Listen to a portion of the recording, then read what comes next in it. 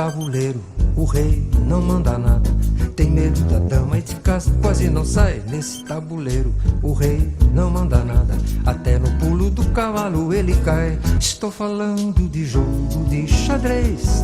Joguei uma partida, demorei um mês.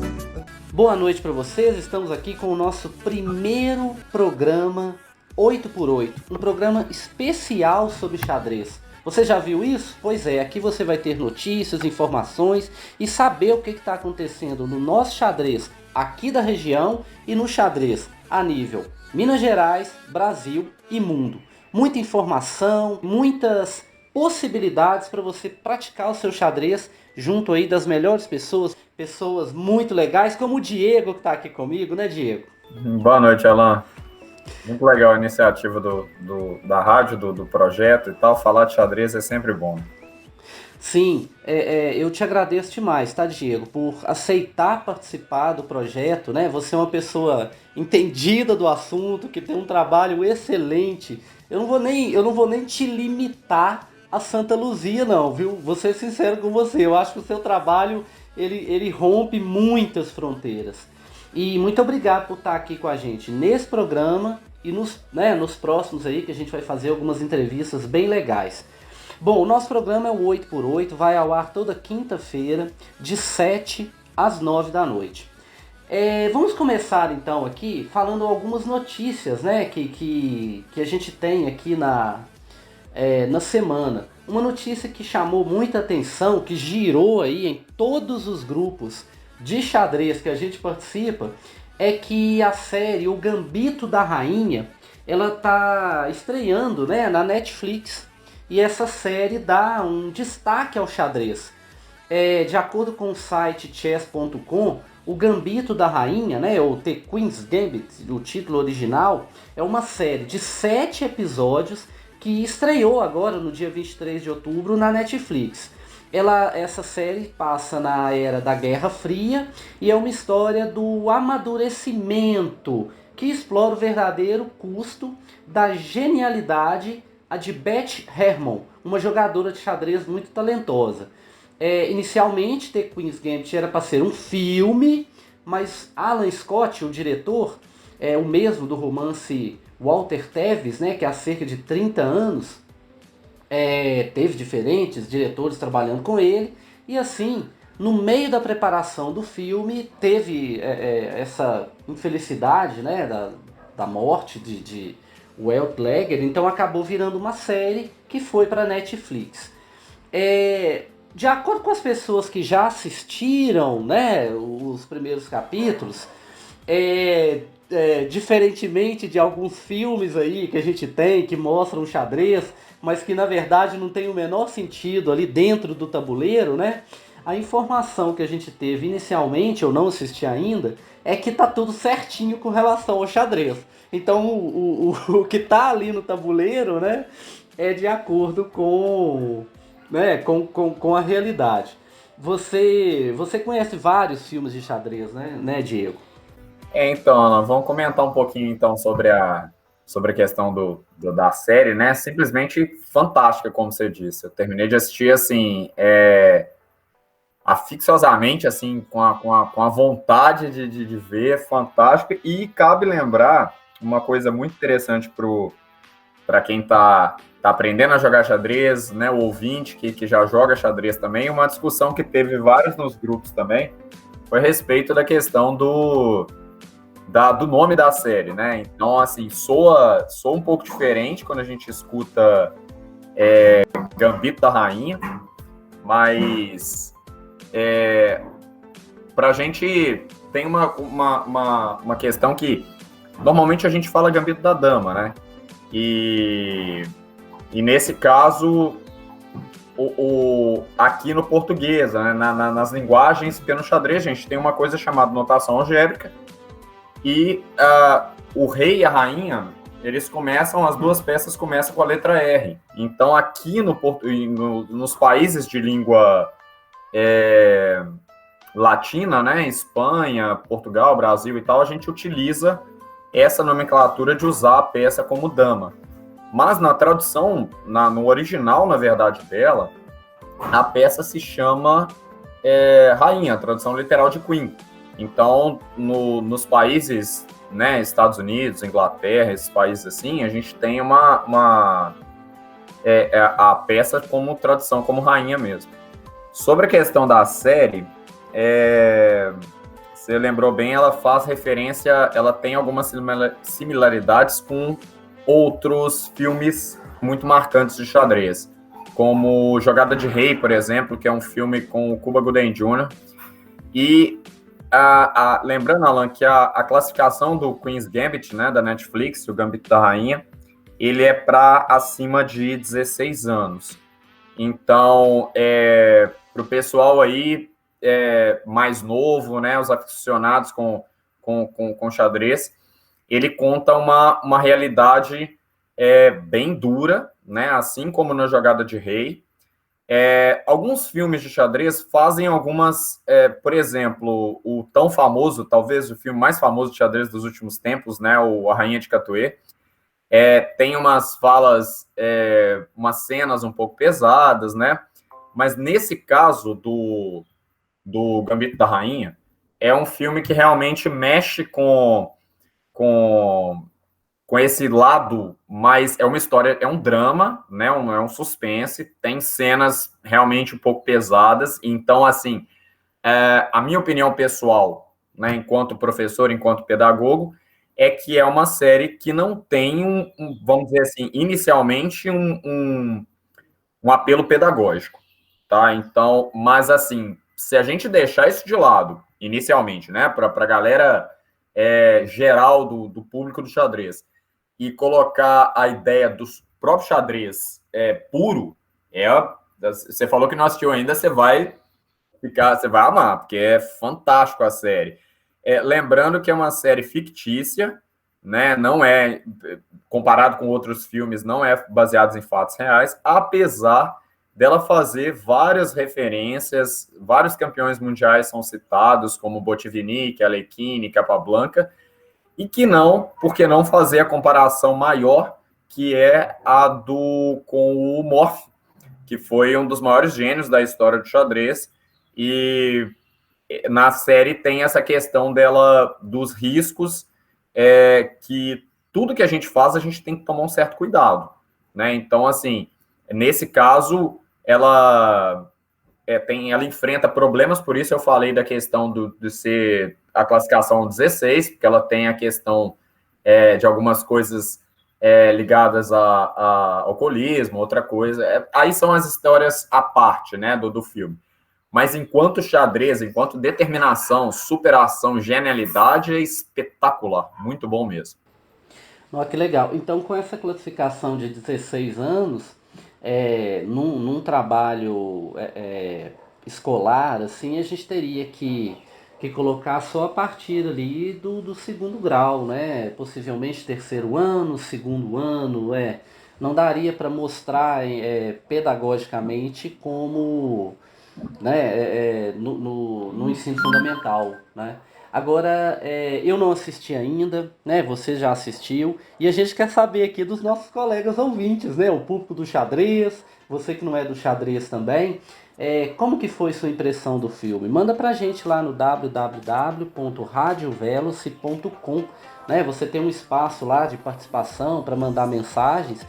E já deixa também o seu recado aqui, a sua participação para o nosso próximo programa, né? A gente está com uma entrevista aí marcada, muito interessante, uma surpresa para vocês. Então, assim, a participação de vocês é muito importante. Bom, vamos ver então qual vai ser, né, essa impressão do filme,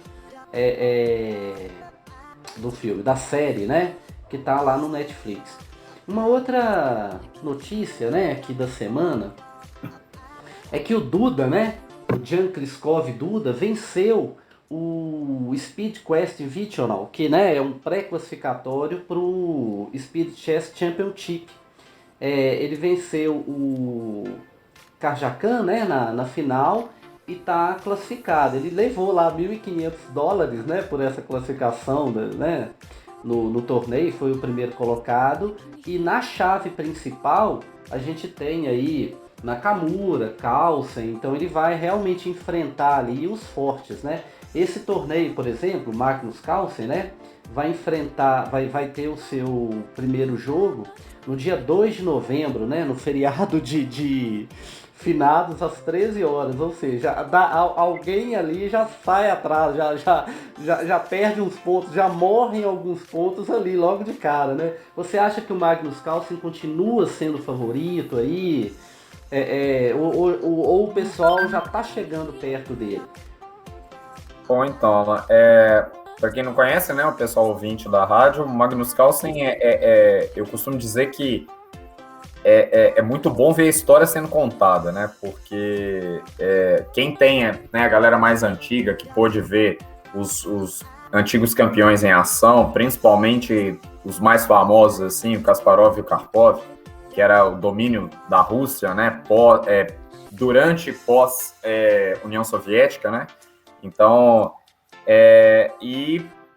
o Magnus é né, para quem não conhece, fica aí até a dica, tem vários documentários, né, o Super-Humanos, por exemplo, que foi um documentário que a Rede Globo fez, contando o jovem, a ascensão desse jovem, né, jogador, hoje com 29 anos, completa 30 anos no próximo dia 30 de novembro, e é simplesmente, assim, fantástico ver o Carlsen jogar, né, o cara, ele dá vida ao xadrez.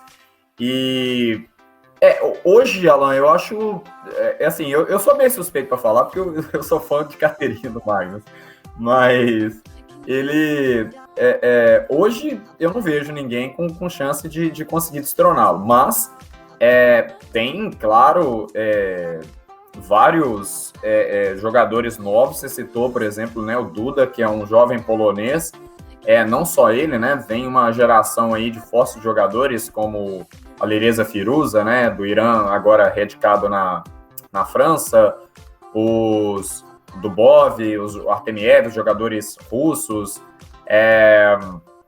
Nihal Sarin, Pragnananda, a turma da Índia, o Wei Wei, né, os chineses também. Então a gente tem uma geração fantástica. Esse torneio do Speed Chess é uma coisa interessante, porque muita gente pergunta o que se deu do xadrez na pandemia, né, Alan? Então, não paramos, só adaptamos, na verdade, né? Porque o Speed Chess é um torneio que ele acontecia antes da pandemia, que é um torneio promovido pela plataforma chess.com, que é um torneio totalmente online, né? Então, assim, mesmo em época de pandemia, claro que a gente está sentindo muita falta do xadrez presencial, né? Faz uma diferença enorme, mas é nossa forma de continuar praticando, apesar que alguns torneios presenciais tendem a voltar, né? Inclusive, recentemente teve o Norway Chess, realizado em Oslo, na Noruega, também vencido pelo Magnus Carlsen. O homem é uma máquina, né? Tá difícil. Inclusive, um dado interessante de notícia da semana, nesse torneio, quebraram a série invicta do Carlsen, e, se não me engano, foi o próprio Duda, né, que tirou a série invicta do Carlsen, que chegou a 125 partidas sem perder. Assim, foram janeiro de 2018 contra o Shakhtar Mamedjarov, né, o nosso lenhador lá do Azerbaijão, tinha sido a última derrota do Carlsen. O Carlsen ficou 2 anos e meio sem perder uma partida, cara, mais de 125 partidas invicto. Então, assim, vamos ver a história sendo computada, né? Cenas para os próximos capítulos, mas eu acredito que essa geração aí que está surgindo, os jovens talentos, tanto na internet, essa moçada que está jogando xadrez, vai ver o Carlsen dominar por 10, 15, 20 anos à frente aí, João. Nossa, é interessante, eu vi uma rápida entrevista do Duda, né? Ele tem 22 anos, ele nasceu dia 26 de abril de 98, né? Em Cracóvia, na Polônia. Ele super assim descolado, sabe? Cabelinho tá com gel, né? Um estilo meio Magnus Carlsen, né? Que o Magnus Carlsen, na verdade, né? Fazendo a história. E aliás, quem puder assistir, tá no YouTube, né? A série do Esporte Espetacular é sensacional. O Magnus Carlsen justamente quebra um pouco aquele estigma, né, do jogador de xadrez, aquela pessoa sem graça, aquela pessoa talvez mais velha, não sei, mas assim, aquela pessoa absolutamente dentro daquele parâmetro que foi construído ali durante um certo tempo do xadrez como um jogo chato, né? E na verdade, os praticantes de xadrez sabem, né? E se você não é praticante, vale a pena conhecer. Não tem nada disso. O xadrez é uma grande aventura, é um jogo ali que dentro do tabuleiro, né, do 8x8, né, o título aqui do nosso programa, 8 linhas, 8 colunas, né, 64 casas. Desculpa, gente, o nome, mas professor de matemática já viu, né? Ele sempre dá um jeito de colocar a matéria em algum ponto. Então, quer dizer, o Duda, todo jovem ali, todo descolado, né? Já com essa imagem. E aí casa direitinho com o assunto que eu queria ver com você, Diego, que era justamente esse, né? Eu também, né, assim como você, professor, né? A gente está ali na rede pública, né? A gente está, enfim, trabalhando com jovens, né? E a minha, nessa minha experiência do xadrez, que eu vou contar para vocês, né? Eu iniciei a colocar xadrez para os alunos por causa de uma turma que eu tinha que era extremamente agitada. E eu falei, não, alguma coisa tem que fazer aqui, porque senão no final do ano vai estar tudo destruído na sala, né? Uma agitação muito grande. E eu ensinei eles, né, para cada um deles o jogo de xadrez.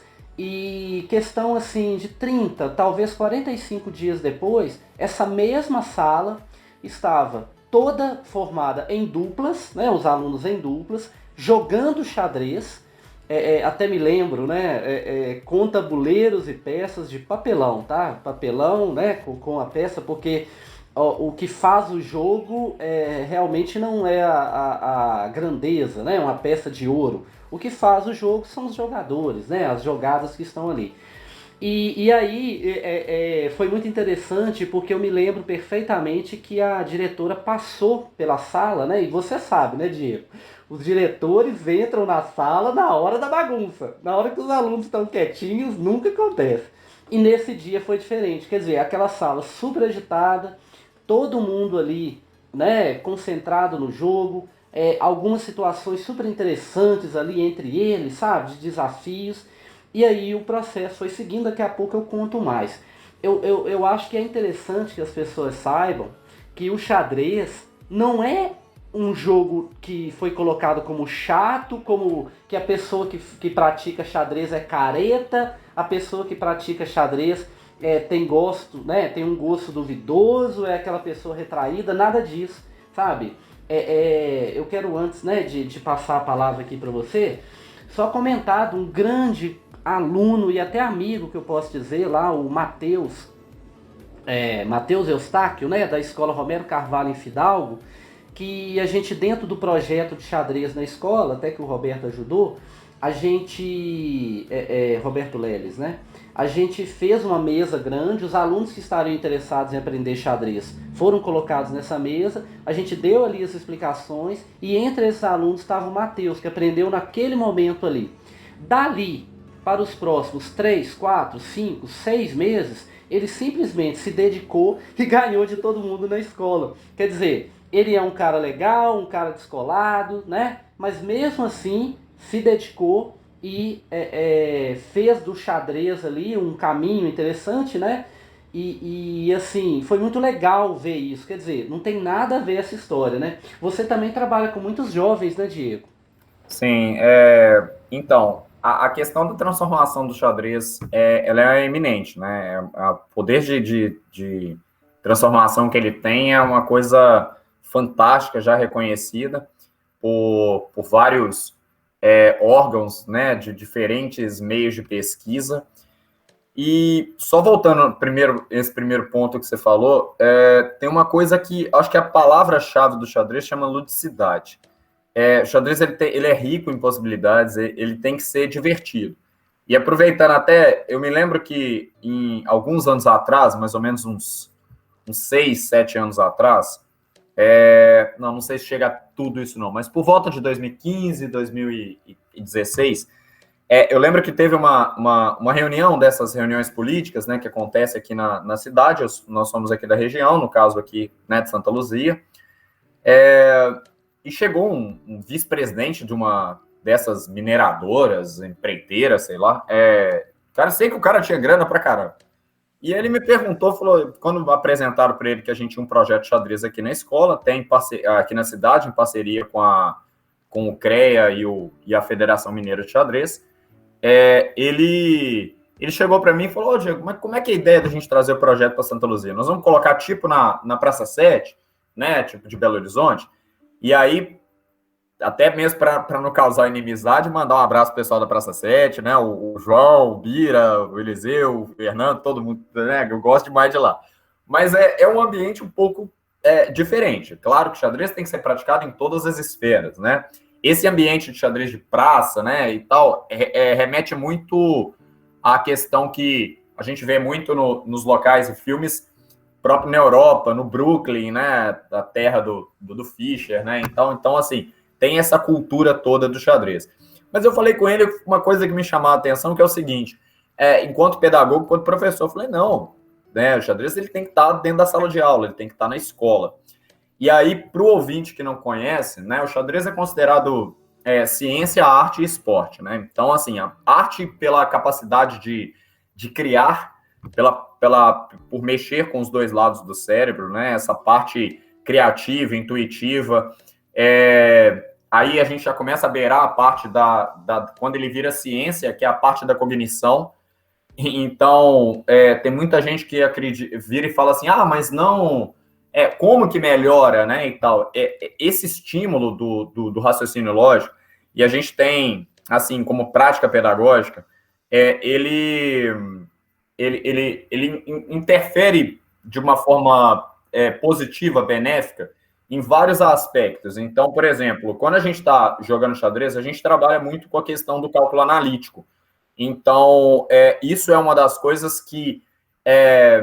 como se, até para parafrasear aqui, citar o grande Goethe, quando o Goethe fala que o xadrez é ginástica da mente. Então, para o leitor, basta imaginar que é como se fossem os nossos neurônios fazendo halterofilismo, como se eles estivessem levantando uns pezinhos, assim, fazendo polichinelo. E nisso, através da questão do estímulo, várias áreas do cérebro, ele vai melhorando. Por exemplo, capacidade de memorização, tomada de decisões, isso da parte cognitiva.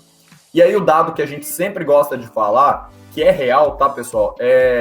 Que a OMS, que é a Organização Mundial da Saúde, está em evidência muito grande, né, que é o órgão responsável pelo combate à pandemia, tem um dado dela falando que 90% das pessoas que praticam xadrez não sofrem de mal de Alzheimer. Então, isso faz sentido, porque você estimula o seu cérebro. A capacidade neurológica dele, ela fica ativa. Então, a chance de você ter esse tipo de problema, né, ligado à questão da falta de memória, é uma das coisas que ele combate. E, finalmente, isso que você está dizendo, Alan, é atrativo para os alunos, por quê? Porque é um esporte considerado, reconhecido pelo COI no ano de 2001, ele é um esporte, ele é olímpico, mas ele não faz parte das Olimpíadas tradicionais. Ele tem uma Olimpíada própria, que é a coisa mais espetacular do mundo, onde se reúne, claro, que, tirando em época de pandemia, né, que esse ano teve que ser online, mas é um torneio espetacular, onde a gente está falando de vários países, né, aqui no nosso primeiro, né, programa do 8x8, mas aí o pessoal tá perguntando, falou assim, ô Alan, Diego, e o Brasil, onde é que ele entra nessa história, né, e tal? E aí nós vamos falar bastante, né, nós temos representantes, inclusive o Brasil ainda, a gente tá engatinhando, mas nós temos a nossa história sim, a gente vai comentar várias coisas, mas tá ali, não é igual ao futebol, que é aquela potência número 1 do mundo, mas está sempre entre os 30, 20 melhores países do mundo, tanto no masculino quanto no feminino. Mas ainda tem que crescer e aí bastante se desenvolver. E a principal prática que fica até conselho para todas as pessoas que reconhecem o xadrez como ferramenta pedagógica. Incentivem e coloquem práticas dentro das escolas. Aí o eminente resultado é fantástico. Só um dado, por exemplo, a Rússia tem, se não me engano, 9 campeões mundiais, pegando pelo período da União Soviética. Sem entrar em mérito político agora, em nenhum momento, mas eu digo assim, quando a União Soviética foi criada e desenvolvida em 1922, o então líder, né, que era o Lenin, ele colocou como matéria obrigatória, né, em todas as escolas, e não é à toa que, possivelmente logo depois, foram criadas escolas, né, até hoje existem, principalmente talvez pelo maior treinador soviético da história, que é o ex-campeão mundial Mikhail Botvinnik, e então o resultado deles é natural, não é à toa que eles têm uma potência por mais de 100 anos, eles dominam o xadrez, né, mundial. Então, quando você planta, você colhe. Esse trabalho na escola, né? Poxa vida, assim, é muito gratificante, né? Porque você consegue perceber uma mudança até no comportamento. Igual eu disse anteriormente, não é que a pessoa passa a ser chata, não é isso, mas assim, começa a escutar um pouco melhor, né? A se concentrar mais. Eu acho que o jogo de xadrez, ele ajuda demais o jovem. Porque assim, a questão da tomada de decisões, né? Normalmente há um ímpeto muito grande no jovem de fazer as coisas sem pensar e pronto, eu vou fazer e é assim, não quero saber. Quando você aprende um pouquinho do xadrez, você já começa a parar pelo menos um pouquinho para pensar. Poxa, será que essa é a melhor atitude que eu posso tomar agora? Será que isso vai ter alguma consequência, né, transformando, né, para um jogo de xadrez? E eu tenho certeza, tá, Diego, que com essa nossa ideia aqui do 8x8, a gente vai com certeza deixar muita gente curiosa para aprender o xadrez, né? Porque eles vão falar assim, poxa, que tanto que esse pessoal fala desse esporte, né, dessa arte, desse aprendizado, quer dizer, que tanto é isso, eu quero aprender. E dentre os projetos, né, que estão sendo colocados em pauta, tem o da LXR Grande BH, né, que é claro, a gente está vivendo um momento de pandemia, daqui a pouquinho a gente vai até comentar um pouquinho sobre isso, né, quer dizer, como que ficou o xadrez ali na pandemia, porque tem muita questão ali de você estar numa proximidade, dependendo do tamanho do tabuleiro, uma proximidade de alguns centímetros, né, do seu adversário, do seu oponente ali, do seu amigo, e existe aquela questão do toque nas peças, né? Porque você tem que tocar nas peças, enfim. Então, como que ficou? Eu sei, né? Nós já tiveram aí os torneios presenciais também, até em Belo Horizonte, né? Na Casa do Xadrez. Mas, assim, existe todo um panorama com relação ao xadrez durante a pandemia. Mas, independente disso, né? Um ponto que eu vejo muito interessante no xadrez é justamente dessa empolgação que geralmente leva os praticantes, né, a se deslocarem para ir em outras cidades, às vezes até outros estados, para participarem de torneios. Detalhe, quando você fala participar de um torneio, você não está querendo dizer simplesmente chegar lá, jogar e ir embora em silêncio sem falar nada. Você está dizendo em interagir, conhecer pessoas, trocar ideias, né? Sobre essa questão da pandemia, no jogo de xadrez é uma prática, né? Assim como no tênis, né? De você cumprimentar também o seu adversário, né? Então tem toda uma série de situações aí com relação ao xadrez presencial. Mas voltando aqui, esse à parte, né? Daqui a pouco a gente fala sobre o xadrez na pandemia, sobre a questão do jovem, né? Então, quer dizer, a tomada de decisão, será que é isso mesmo? Será que eu devo fazer isso? Qual vai ser a consequência? Se eu capturar essa peça do meu adversário, será que é a melhor jogada? Então, quer dizer, você pensar um pouquinho. E muitos jovens não imaginam isso, mas o xadrez vai te ajudar a melhorar nos outros esportes que você pratica. Até no futebol, por exemplo, né? Quer dizer, você ganha uma visão mais ampla das jogadas possíveis, mais tranquilidade para fazer as jogadas. Então, quer dizer, é algo extremamente benéfico para o jovem.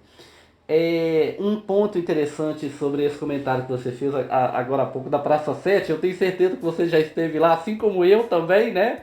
Sentadinho ali, porque é quase que uma lenda. Não é uma lenda, é uma realidade, é uma história, faz parte da cultura, né?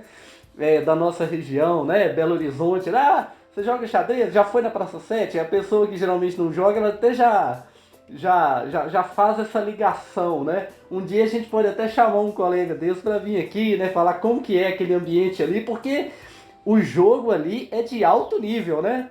Eu me lembro numa reportagem da Globo, onde havia uma promessa, né, do xadrez, e a menina ganhava de todo mundo, e quando ela foi jogar com o pessoal ali da Praça 7, não teve chance, porque os caras são cascudos, né, eles sabem. Mas sobre isso do xadrez em evidência, eu me lembro que em uma das escolas que eu dei aula, né, que foi lá em Pedro Leopoldo, Isabel Gomes, a escola da Jeane, né, que apoiou o xadrez, tá? Eu me lembro que no dia da final do nosso campeonato interno lá, eu espalhei no pátio da escola, uma escola bem bonita, bem legal. Eu espalhei no pátio da escola umas mesas com cadeiras, né, e os tabuleiros, né, enfim. E aí, quando eu disse para ela, olha, podemos iniciar a final do campeonato, que seria semifinal e final. Ela me disse, nossa, Alan, mas você tem certeza que você quer que desça a escola inteira pro pátio? Olha a responsabilidade, hein? Tem possibilidade de bagunça, conversa, tudo. E aí eu disse para ela, não, eu tenho certeza. Eu gostaria que todos descessem para o pátio para assistir a semifinal. E a final eu coloquei algumas mesas e cadeiras para quem quiser, né, enfim, brincar ali com o colega, jogar com o colega. E foi isso que aconteceu.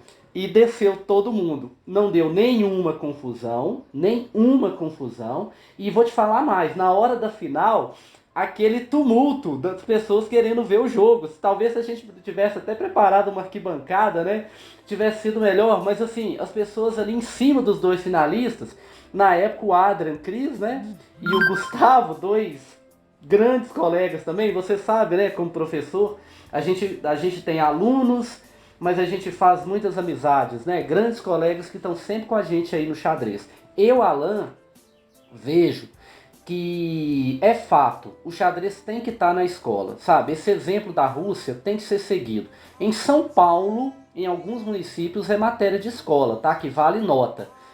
E outro detalhe importante sobre isso é que ele tem que ir para o pátio, para a quadra, ok? Não é ficar o cara do xadrez ali escondidinho, né? Pô, lá o esquisitão, nada disso. E é só para te passar a palavra aqui, eu não posso deixar de comentar do nosso querido aluno Gustavo, né? Que venceu na ocasião o campeonato. E o Gustavo é uma pessoa tímida por natureza. Mas não é que o Gustavinho, depois que ganhou o campeonato, apareceu com uma marquinha de batom na bochecha. Eu falei, pô, aí, Gustavo, o xadrez tá indo bem aí pra você, hein? Quer dizer, o ídolo não precisa ser só aquele do futebol. Pô, o menino bom de bola lá, ó. Ele é o, né? Não, existem vários tipos de habilidades, né? E o xadrez trabalha com habilidades muito interessantes, né? Você também trabalha com jovens, né? Então, a gente tem um trabalho aqui, como eu disse, né, assim, que sobre a minha tutoria há agora 7 anos já, daqui no município, mas o projeto já acontece há 11, né, começou a ser implantado aqui no município de Santa Luzia pelo seu Euler, né, que é o nosso mestrinho aqui, que hoje aposentado, mas que tem uma... Vamos fazer questão de trazer ele aqui também para contar muita história para a gente, porque é um cara simplesmente espetacular. Então, a gente trabalha com esse...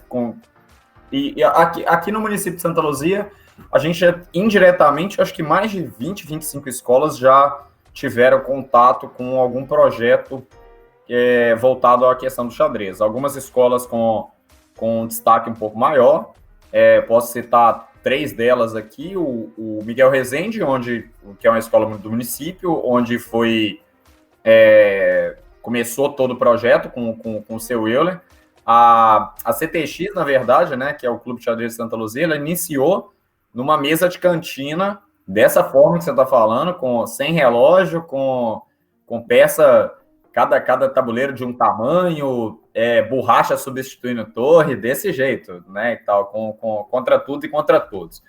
Mas em um projeto quando se planta, que 7 anos depois do início desse projeto e tal, surgiu vários desses alunos que se destacavam, Inclusive, um deles, que foi o Luiz Fernando, foi campeão da etapa estadual do Geng, onde possibilitou dele estar disputando o Campeonato Brasileiro lá em João Pessoa, na Paraíba.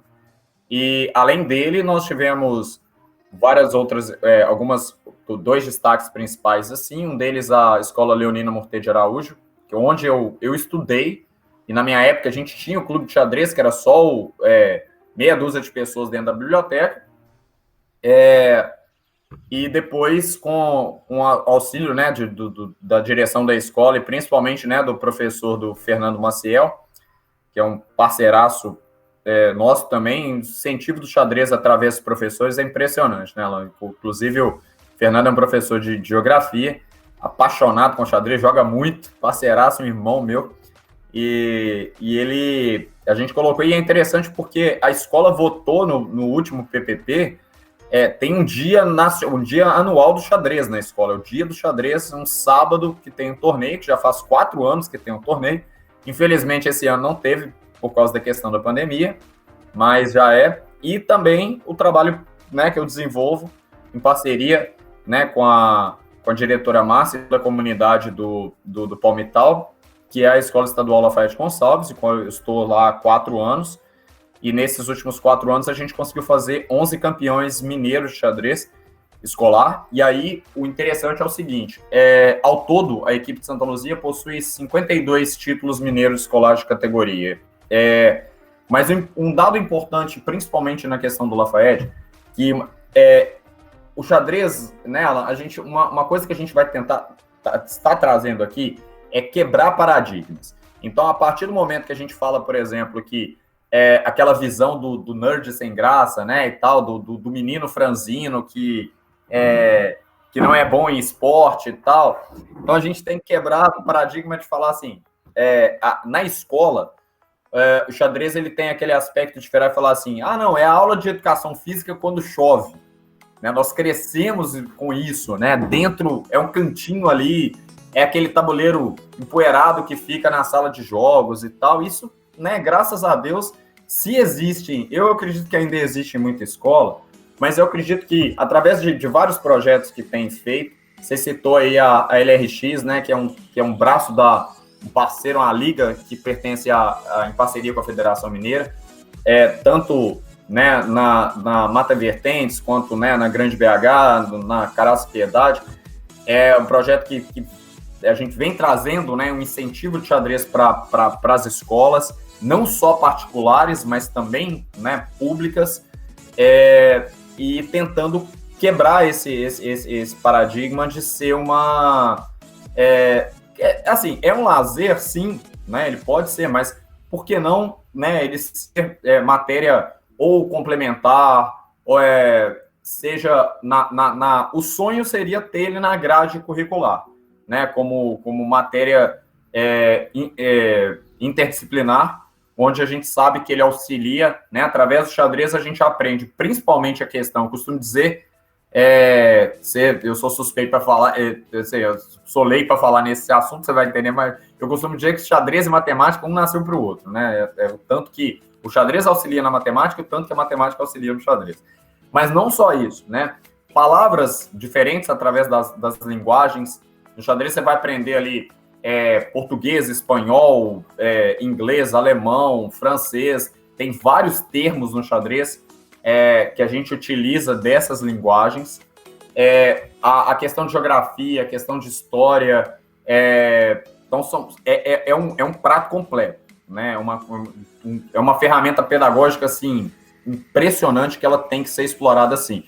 E outras coisas que a gente vai caindo por terra, que, né, vamos citar 2 delas aqui. Primeiro, que dessas, só no Lafayette, na Escola Estadual Lafayette Gonçalves, né, que começou com um projeto, né, da diretora Márcia, que ela apostou no projeto, plantou e colheu, né, vários resultados, não só esportivos, mas o interessante é que desses 11 atletas, 10 são meninas.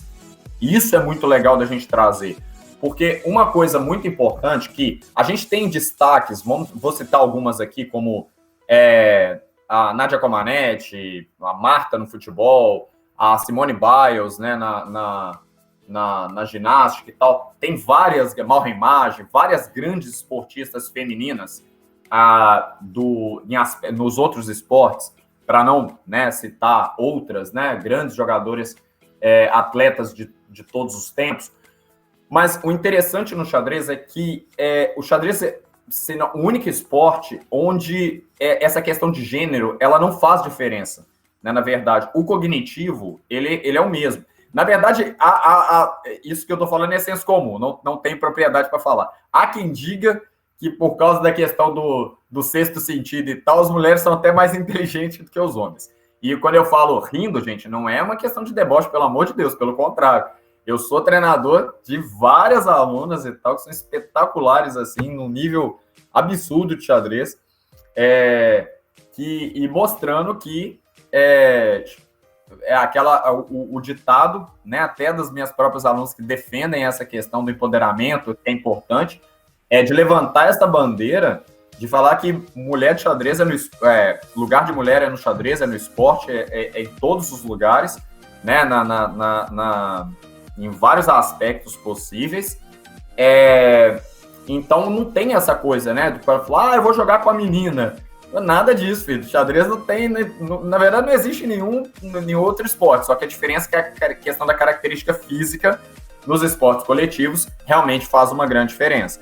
Mas no caso do esporte, e só para citar alguns casos aqui, a nossa eterna rainha do xadrez, a Judith Polgar, né, nós podemos citar a fantástica história das irmãs Polgar, né, ali na Hungria, e os talentos que a gente tem aqui, vamos colocar aí a Juliana Teral, Vanessa Feliciano,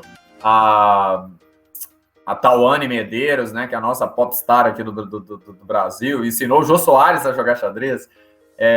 Nós temos a Isabela Conte, mestre nacional daqui de Juiz de Fora, vários talentos daqui de Santa Luzia, de Pedro Leopoldo. Na reunião, nós temos aqui em Bicas a nossa tricampeã mineira Haruna Rama, então em São Joaquim de Bicas. Então, o xadrez feminino é uma coisa fantástica, assim, né? As mulheres no tabuleiro, isso é uma coisa que me chama muita atenção. E para complementar, a outra versão, a outra parte, o xadrez, além de ferramenta pedagógica, como ferramenta de transformação social.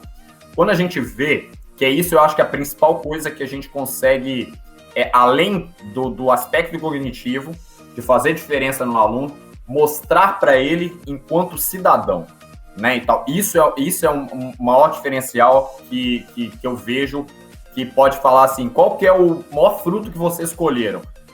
O aluno vai ali, pega um troféu, uma medalha. Agora, utilizar isso como entender, porque o objetivo nosso não é fazer campeões de xadrez, é fazer cidadãos, né, campeões na vida, né? O xadrez é o método que a gente vai utilizar para isso. Então, quando a gente vê um filme como Rainha de Catuê e acha que aquilo tá lá na África, estamos enganados. Isso é mais real do que muita gente pode duvidar ou acreditar. Então, essa eu tô falando que a Escola Rafael de Gonçalves, ela fica, né, no tão famoso, né, Palmital, temido por muitos aí, lugar perigoso e tal, né, de ser favela, ser subúrbio e tal. E a gente tem orgulho no peito de falar que tem 11 campeões mineiros que saíram da favela, do caldeirão, do Palmital, né? Então, assim, essa transformação social é para mostrar que o xadrez como ferramenta de transformação social, não vou ser hipócrita a ponto de falar assim, o xadrez tira o menino da criminalidade. Não é isso. O que a gente faz, assim como esporte e educação em geral, é oferecer uma mão, um caminho alternativo para ele mostrar que não é só a criminalidade, não é só a ociosidade, não é só as drogas e tal. Existe a educação, existe o esporte, e por que não falar o principal, dentro da educação e do esporte, essa ferramenta tão maravilhosa que é o xadrez, né?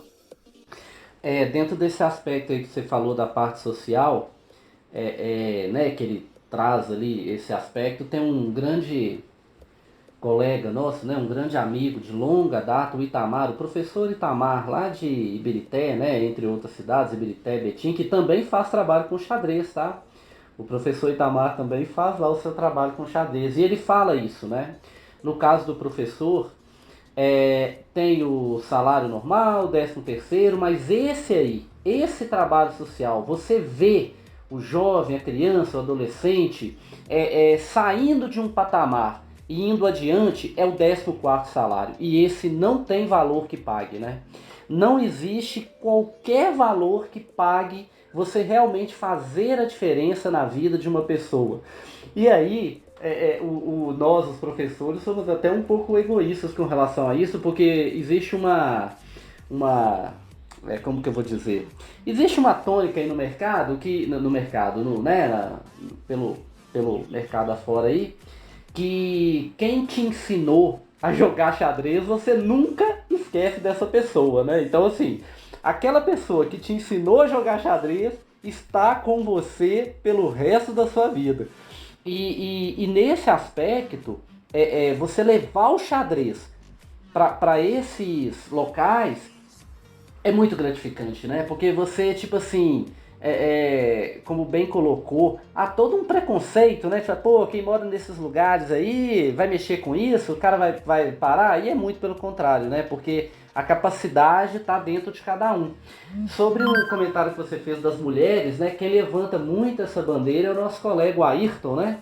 Ele fala muito sobre isso. Ele falou, olha, a gente tem que incentivar realmente, porque as mulheres, apesar de resistentes, igual no caso do seu projeto em Santa Luzia, que é um projeto bem consistente, né? Elas têm um caminho a trilhar. Para você ter uma ideia, no nosso torneio municipal aqui lá de Pedro Leopoldo, no ano passado, foram apenas 2 inscrições de mulheres, sabe? Feminino. Então, assim, é claro, né, que no torneio havia uma chave única, né? Porque é assim que funciona, tal, de igual para igual. Mas, assim, mereceria, né, ter uma quantidade maior, assim. E esse trabalho a gente vai fazer, tá? A gente vai tentar trazer, através dos projetos da LXR, ou mesmo... Desculpa, LRX, ou mesmo por esse nosso trabalho aqui na rádio, né? A gente vai tentar mostrar que é interessante e tal. E, gente, vamos falar a verdade, você para assim para poder fazer um jogo de xadrez com um amigo, com um colega, seja de que forma for, você realmente se concentra naquilo ali de uma forma muito interessante. A Rainha de Catuê, né, filme da Disney, né, olha que interessante, né, trouxe um pouco dessa realidade, né, porque é fato, quando você vai mostrar esse filme da Rainha de Catuê para os alunos, e olha, se você está ouvindo aqui esse programa e não assistiu ainda o filme da Rainha de Catuê, vai aí uma excelente sugestão de filme, tá? Muito interessante. Apesar de tocar no assunto xadrez, ele traz todo um panorama ali em volta e dentro do que você disse, o empoderamento feminino, né? Porque a rainha, através do xadrez, conseguiu realmente fazer a diferença ali na vida, né, das pessoas. E olha, a grande questão também, né, o Diego, ela fez a diferença e deu orgulho para as pessoas que estavam ali em volta dela. Quer dizer, ela levou o nome da cidade, né, por isso chama Catuê, né, o nome da cidade, o nome do país dela, a esferas jamais vistas. E um trabalho assim muito voltado para o social, né, muito dentro daquilo que você disse, de você resgatar, de você pegar pessoas ali que poderiam ir por um caminho ruim e trazê-las para uma dignidade. Aquela realidade do filme, e aí a gente está deixando o pessoal curioso, hein? Eu acho que agora quem não assistiu ainda vai assistir. Mas aquela realidade do filme realmente é vista muito próximo da gente. Às vezes a gente não vê, por algum motivo, né? Será que você olhou direito? Mas essa realidade está muito próxima da gente, né? Pessoas que passam aperto ali. E o xadrez pode ajudar nisso também, né? Encontrar ideias, né? Etc e tal. Existem algumas pessoas, né, o Diego, que sempre apoiam o xadrez. É muito fácil você apoiar o futebol, né? Você tem no mínimo 22 mais os reservas, então você conquista votos com muita facilidade, né? Mas o xadrez, ele tem pouco apoio em geral. Essa imagem de ser jogo, né? Quer dizer, pô, o xadrez é um jogo, você vai jogar como se fosse baralho, né? Você vai jogar xadrez, nada contra o baralho, tá, gente? É só uma forma de comparação, um paralelo. E na verdade, o xadrez é considerado, como você bem disse, um esporte, né? Que tem as Olimpíadas, etc e tal. E inclusive, para aqueles pais que consideram, falam, poxa, mas será que é isso mesmo? O xadrez é o esporte de todos os esportes que existem que mais tem literatura. Ou seja, se você pegar todos os esportes, o xadrez é o que mais tem literatura. E o aluno, o adolescente, a criança, à medida que ele vai se desenvolvendo no jogo, ele naturalmente quer mais, né? Ele quer descobrir uma nova jogada, uma nova possibilidade, novas linhas de pensamento. Para se ter uma ideia, só nas 3, 4 primeiras jogadas do xadrez você já chega na casa dos milhões de possibilidades, né? Das milhares, dos milhões de possibilidades. Então, quer dizer, matematicamente falando, você abre a sua mente para uma gama de situações muito grande. Então, na hora da tomada de decisão do adolescente, como a gente disse anteriormente, ele já começa a pensar melhor no que ele vai fazer. Matematicamente falando, né, que você citou agora há pouco sobre essa relação aí de matemática com o xadrez, o plano cartesiano ele está simplesmente descrito ali no xadrez, né, as coordenadas. E o jogo de xadrez ele pode ser anotado, né? E isso faz parte, né? Eu sei que você faz isso também, eu também procuro fazer com os alunos, que é mostrar a notação do jogo de xadrez, que aí você consegue potencializar ainda mais o nível de aprendizado ali. E aí eu queria colocar para a gente poder continuar justamente a relação do xadrez com artes também, tá? A relação do xadrez com história é bem clara, geografia, inglês. Agora, o xadrez com artes, né? Porque dentro do projeto que a gente procura colocar nas escolas, está mostrar para o aluno que o jogo de xadrez dele, que ele vai fazer ali, mesmo que seja no papelão e papel, é o mais legal que tem, porque foi ele que fez. Então você entrega para o aluno 3 xerox, 2 do tabuleiro, né, para fazer a montagem, e 1 das peças. E o aluno vai personalizar do jeito que ele quiser, com as cores que ele quiser, da forma que ele quiser. Ou seja, um que vai ser o jogo das escuras, né, e o outro das claras, mas bem personalizado. E aquele jogo ali que ele vai levar para casa, vai poder fazer o quê? Expandir o jogo entre os amigos e os familiares ali.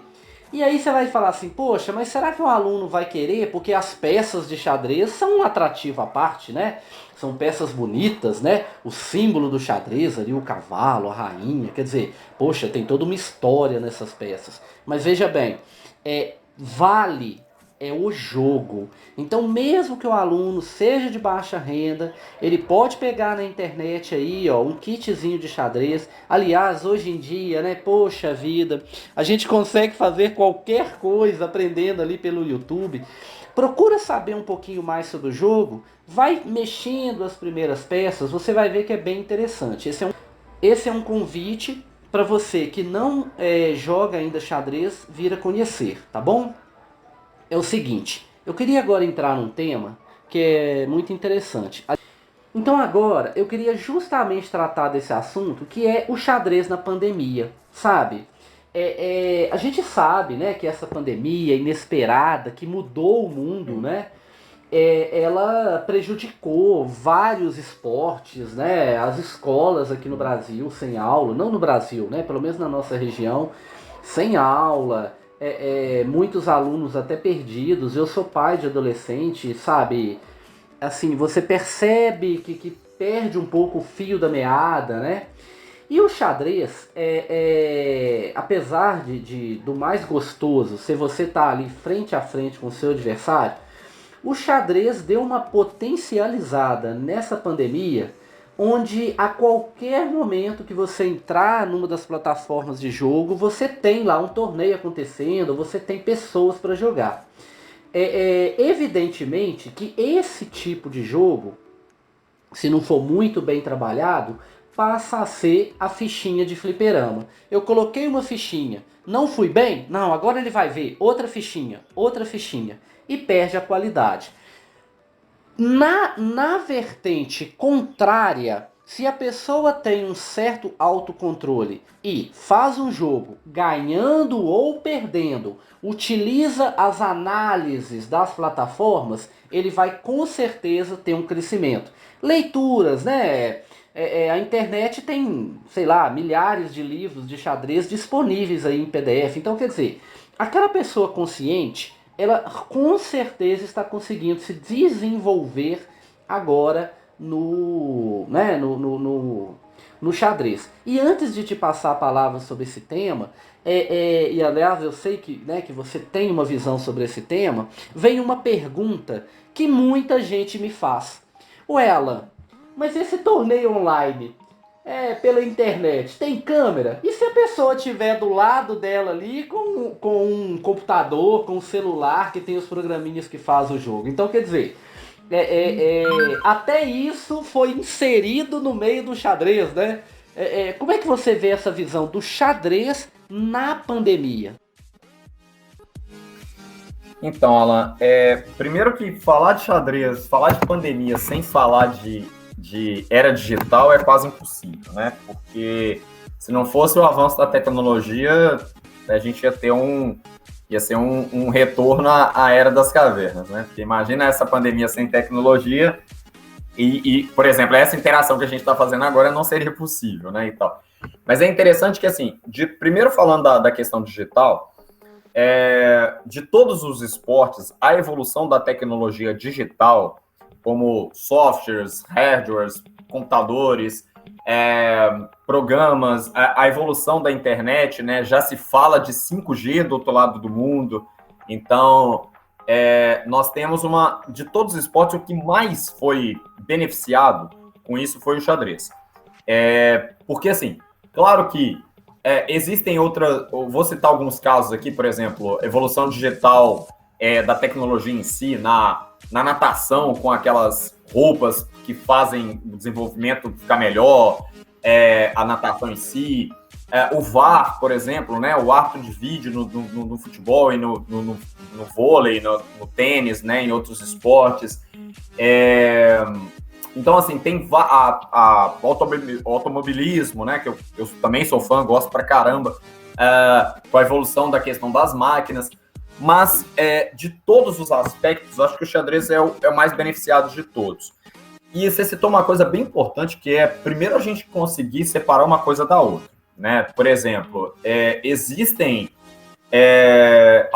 embora não sejam reconhecidos, mas existem alguns jogos ligados a partes esportivas até de carteado, né? Para quem, por exemplo, o bridge, o pôquer, que tem campeonatos mundiais, né, que tem liga e tal, é diferente, por exemplo, porque não está ligado a isso, tem um certo preconceito, né, uma certa discriminação por fato de pensar em jogo de azar, né, e tal. A partir do momento que a gente reconhece, por exemplo, você, mãe, pai, gestor familiar, gestor escolar, né, que tem esse tipo de opinião, escute um professor, escute uma pessoa, um enxadrista, uma pessoa que joga xadrez e tal, e tente entender, conhecer a vertente pedagógica do que é o xadrez. Se predisponha a tentar aprender a jogar. Eu tenho certeza que muita coisa vai mudar na opinião da pessoa que consegue entender esse lado, então já quebra isso, isso já cai por terra.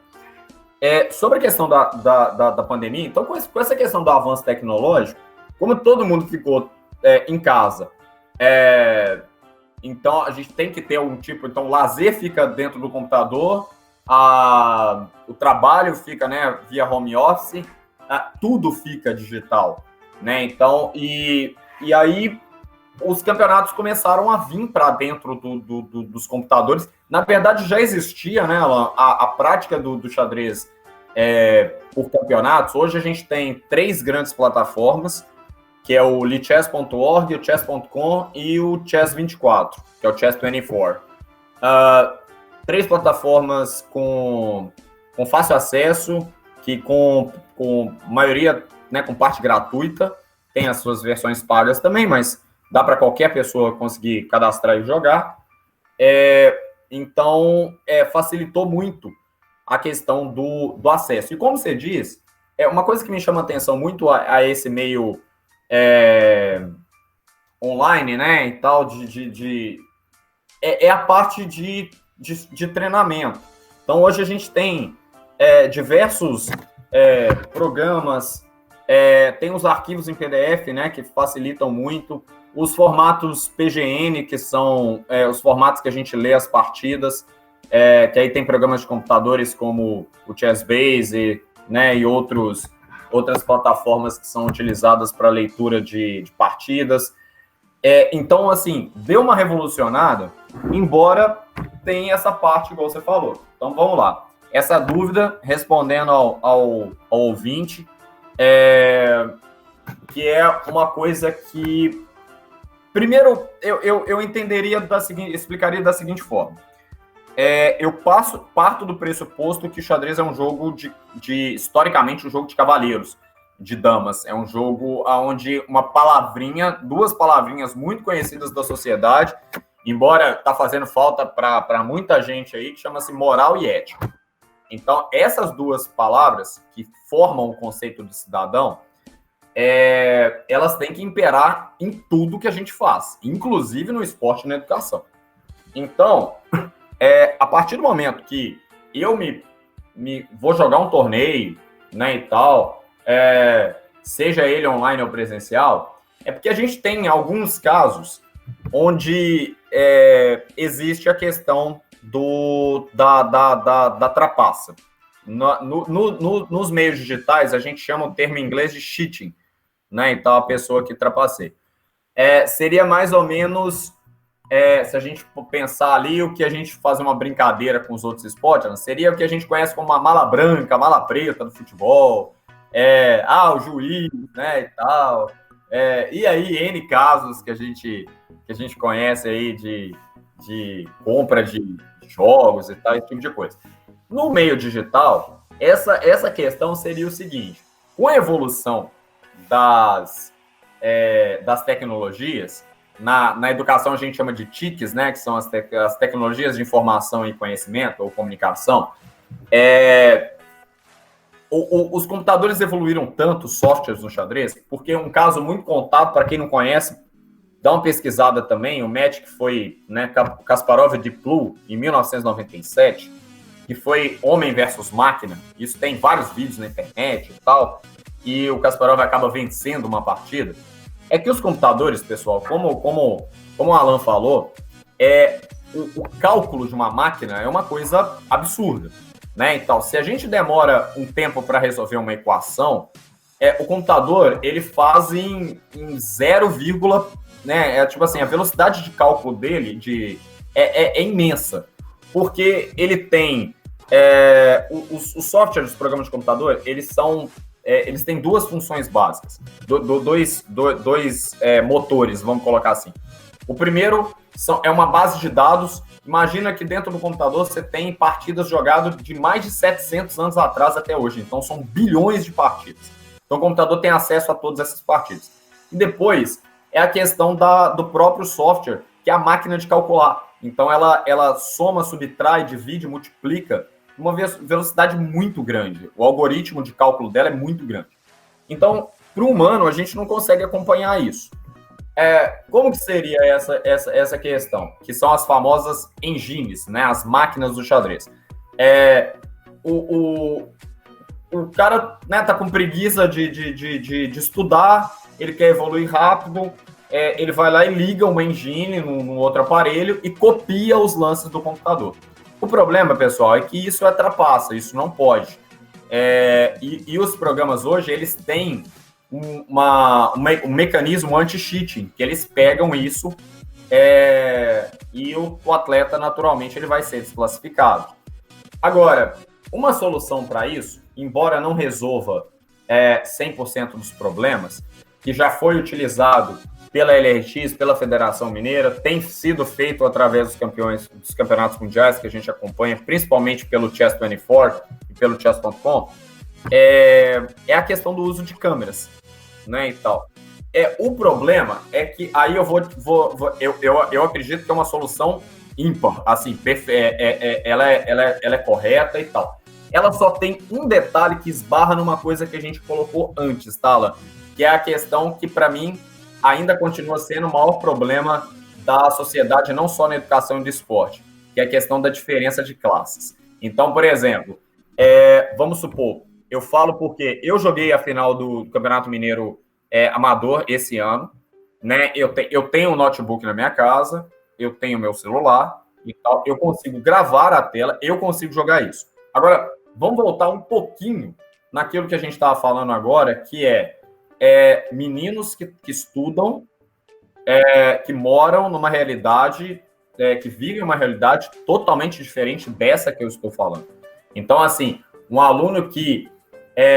Diego, mas essa época de PET, de pandemia, de educação, né, que a gente está vivendo, esse sistema, o REAMP, né, o sistema remoto da educação, mas a maioria dos alunos tem um celular. Pode até acontecer, porque facilitou, mas a realidade é um pouco diferente. Às vezes, por exemplo, tem um celular, mas que não suporta um aplicativo como o Meeting, né, como o Google Meet de gravação. Às vezes tem um celular, mas não tem internet, né, e tal. E outra coisa que... tem uma coisa que você falou que me chamou muita atenção, que você falou assim, às vezes a gente sabe que existe, mas nunca viu, né, e tal. É o famoso pimenta no olho do outro é refresco. Então, assim, saber que existe a diferença de classe é uma coisa que é evidente e tal. Agora, olhar para isso é diferente, né? Então, viver isso é diferente. Então, assim, eu sei que... Eu vou citar um caso aqui, você citou do meu trabalho, até mandar um abraço aqui pro Rony, que é um professor de educação física, muito famoso, que é o da Escola Estadual Efigênia de Jesus Werneck, lá no bairro Rosarinho, aqui em Santa Luzia, que descobriu, né, 2 alunos que hoje fazem parte da nossa equipe aqui, que é os gêmeos, né, o Guilherme e o Gustavo Nogueira, e esses alunos são, assim, eles são espetaculares, mas, por exemplo, eu divido o meu treinamento online com eles através do meu notebook, porque esses alunos já estão com 19 anos, mas, por exemplo, eles não possuem computador. Então, esse caso é um caso clássico da questão da diferença, do tanto que é difícil. Às vezes o aluno tem um celular, mas ele não vai ter um computador. Então, como eu falei, é uma situação que é complicada, porque eu acredito que resolve 90% das situações em relação a antitrapaça, a questão de resolver, né, os problemas do cheat em geral, né, e tal, mas assim como muitas coisas e muitos esportes ainda são, acaba sendo elitista, né, e tal. Então, assim, eu fico tentando trazer uma ideia como se fosse para dentro do próprio Rainha de Catuê que você citou. Olhar aquele tipo de realidade e como que ela conheceu o xadrez, né? Ela conheceu o xadrez através de um esporte, através de um projeto social. E aí, até mesmo para fazer essa comparação, aqui, por exemplo, aquilo que a gente vê no filme, e aí, mais uma vez, dando sequência, reafirmando o conselho que o Alan falou, pessoal, quem não conhece, assistam, tá? Rainha de Catuê é um filme fantástico, assim, muito legal mesmo, que tira várias, mostra a realidade e tal, e eu consigo traduzir isso muito para dentro do que é o projeto que a gente tem aqui, que eu falei das escolas, mas a CTX Retor Norte, até mandar um abraço também para o nosso pai do nosso Kaká Victor aqui, o nosso tetracampeão. Uma ferinha aqui que é o nosso, apenas 11 anos de idade, tetracampeão mineiro de xadrez escolar, 4 vezes campeão. Eu falo que um dia eu vou alcançar ele ainda, que é o pai do Kaká, o nosso presidente da associação aqui, o nosso amigo Odilei Aurélio, que abriu as portas para a gente fazer esse projeto. E quando o projeto começou, Alan, é muito daquilo que a gente vê na Fiona e no Catende, aquilo. O aluno vem para a escola, para o projeto social aprender a jogar xadrez, para comer. Então, isso é uma questão de uma realidade. Então, imagina vamos fazer essa comparação. Se um aluno que está vindo para o projeto de xadrez para comer, como que é a possibilidade desse mesmo aluno, por exemplo, a família dele ter uma condição de ter um notebook, um celular, uma internet de qualidade? Então, assim, infelizmente, eu concordo com a questão da utilização de vídeo, mas não é a realidade do nosso país. Não é a realidade, pelo menos, da grande maioria. Acaba sendo uma coisa elitista, né? Então, como eu disse, é uma questão que resolve o problema por um lado, mas escancara a nossa realidade, diferença social por outro, tá? Sobre essa questão da engine, né? Porque da mesma forma que existe o programa que, como você disse, tem todos os jogos anteriores lá gravados, etc. Tem um antivírus, né? O outro programa que vai justamente captar a utilização do primeiro e sinalizar ali. E mesmo assim, a questão das câmeras eu concordo plenamente, né? Porque escancara, às vezes até impossibilita a pessoa de participar por causa disso. Agora, um detalhe interessante, e esse aspecto eu vejo que tem que ser levado também, junto ao ensinamento do jogo de xadrez, junto às regras que são colocadas para os alunos. Em geral, a pessoa leva contigo, bem o que você disse, um jogo de cavalheiros, um jogo de damas. Ou seja, eu não quero vencer. Esse é o intuito normal, tá? Eu posso garantir para qualquer um de vocês que 90% ou mais não vai querer levar qualquer tipo de vantagem se não for pelo seu próprio mérito. E olha, esse aspecto que entra dentro do que a gente colocou, do montante, né, da educação, do aprendizado que o aluno tem, quer dizer, das vantagens do xadrez, está essa.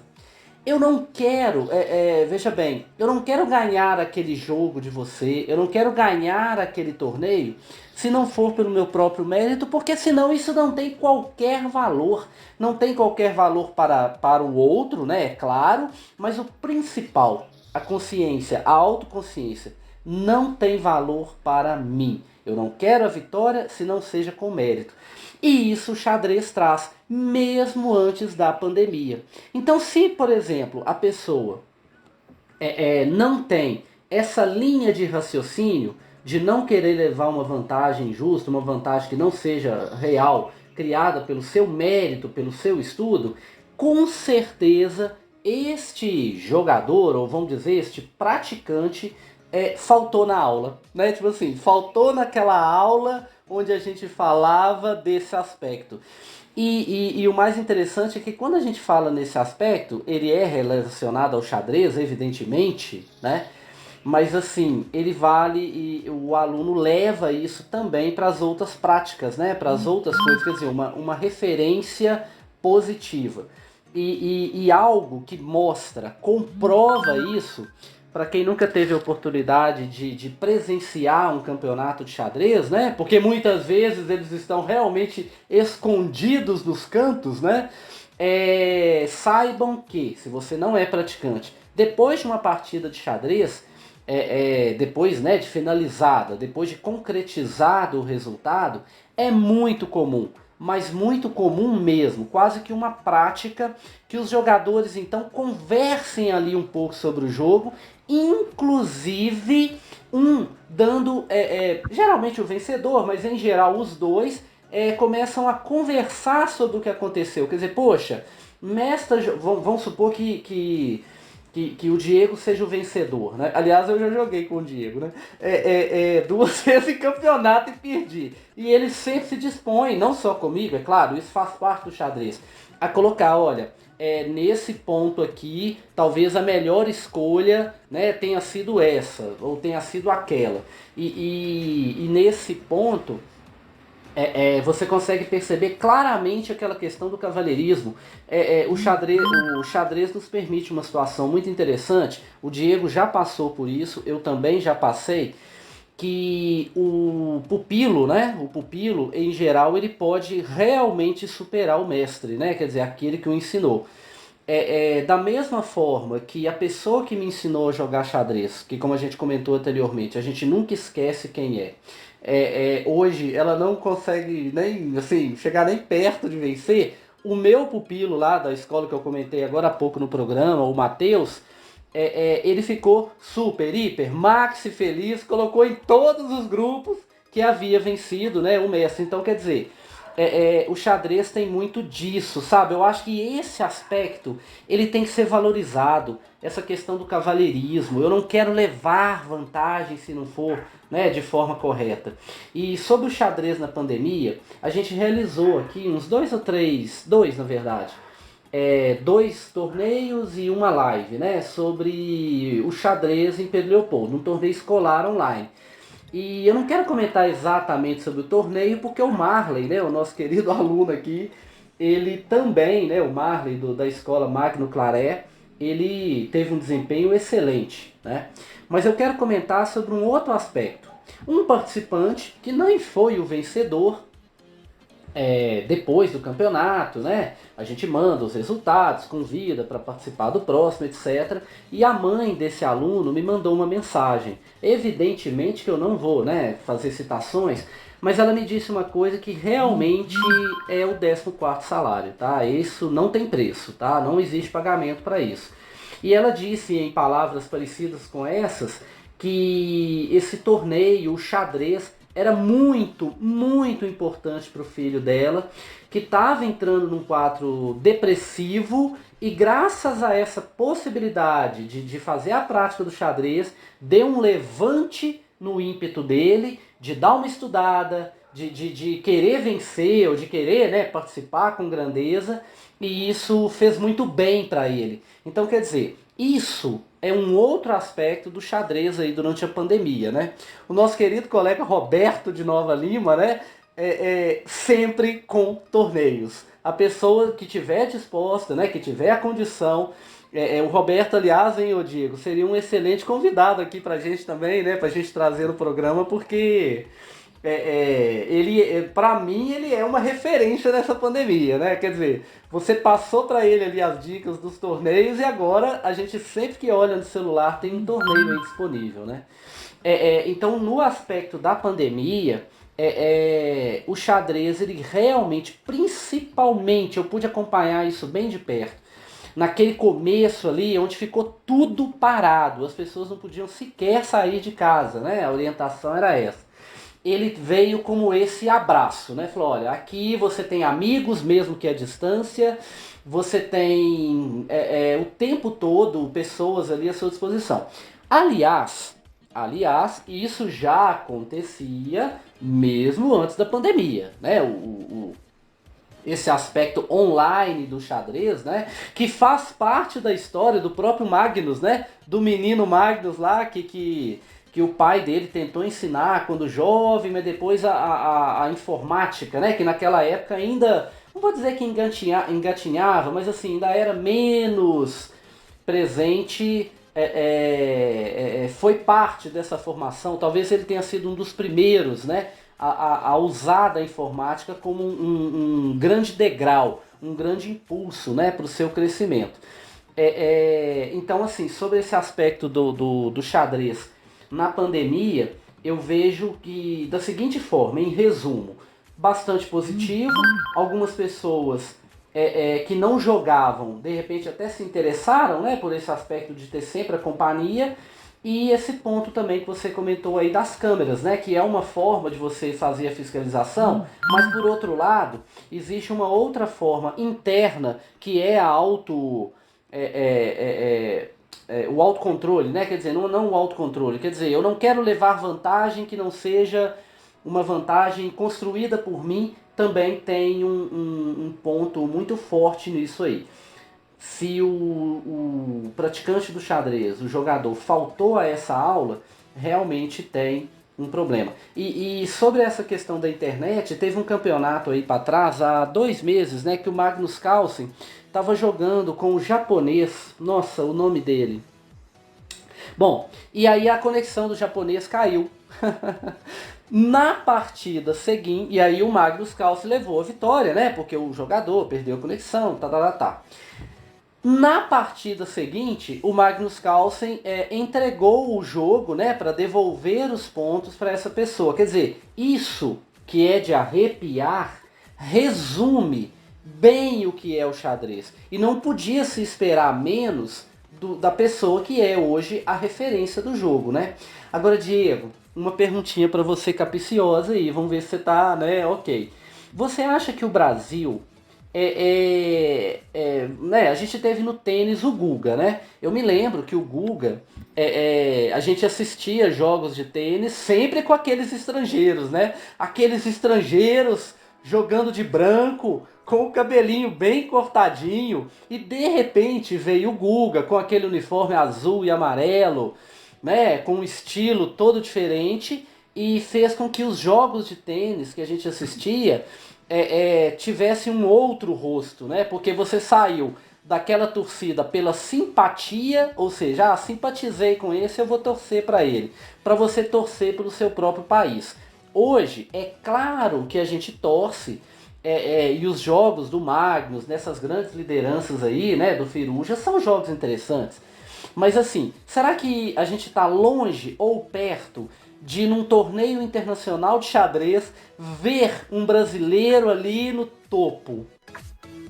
Então, só para comentar duas coisas do assunto anterior e já emendar nisso, né? A citação que você falou, por exemplos dessa mãe do menino de Pedro Leopoldo, né? Que a gente acredita que essa é a questão, porque tem mais gente, ou seja, tem mais coisa positiva do que esse exemplo dela. Só você falou do japonês, na verdade é um chinês, né? Que é o Dig Liren, né? Que é o número 3 do mundo. Que essa atitude, tá vendo? Tanto de uma mãe de um aluno, quanto parabenizar pelo fato do xadrez ajudar o filho dela a não entrar num estado depressivo em plena pandemia, e ao mesmo tempo um lado totalmente oposto, né? De um lado, né, que você fala assim, um lado mundial, que é o campeão do mundo, não querendo ganhar com conexão e simplesmente, né, devolveu a partida, né? Um exemplo fantástico. Mais 2 exemplos positivos dessa questão da questão da pandemia. Foi 2 eventos, né? Que um finalizou a etapa classificatória semana passada, que é o Circuito Mineiro de Xadrez Online da Federação Mineira, em parceria com a Academia Gênios de Itajubá. E uma coisa que eu queria até, né, deixar claro aqui, parabenizando também, foi a iniciativa da FEENG com o campeonato estadual, né, de xadrez online também, né? A FEENG, que é a nossa Federação Esportiva do Estado de Minas Gerais, esportiva escolar do Estado de Minas Gerais, onde teve cumprimentar, né, a Luísa, né, que foi 4ª colocada, né, que é um jovem talento de Pedro Leopoldo, que também está naquela história do Fusquinha, que a gente ainda vai contar aqui, ela.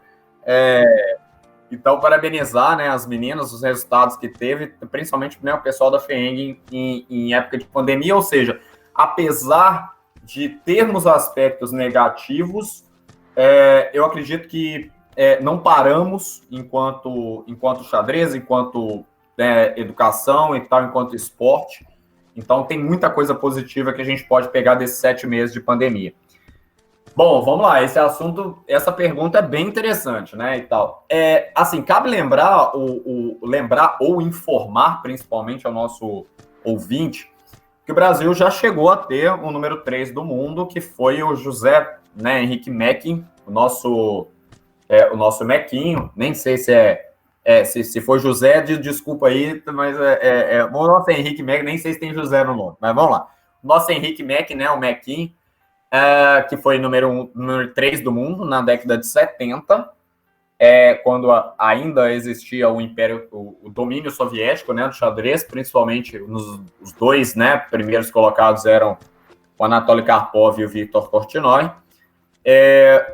E, assim, o Brasil teve vários jogadores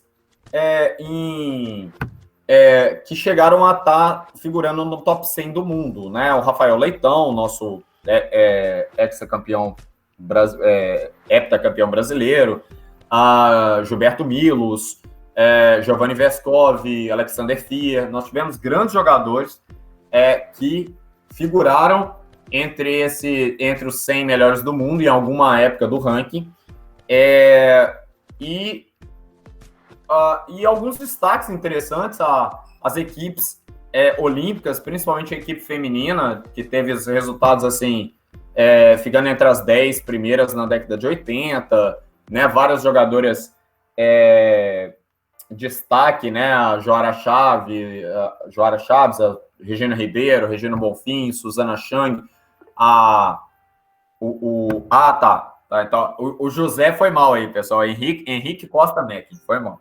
O José aí foi por falha da produção aqui, foi mal. Mas então, assim, eu tive até o prazer de conhecer o Mequinho. Nunca joguei com ele pessoalmente, mas eu conheço ele pessoalmente. Um cara que colocou o Brasil, né,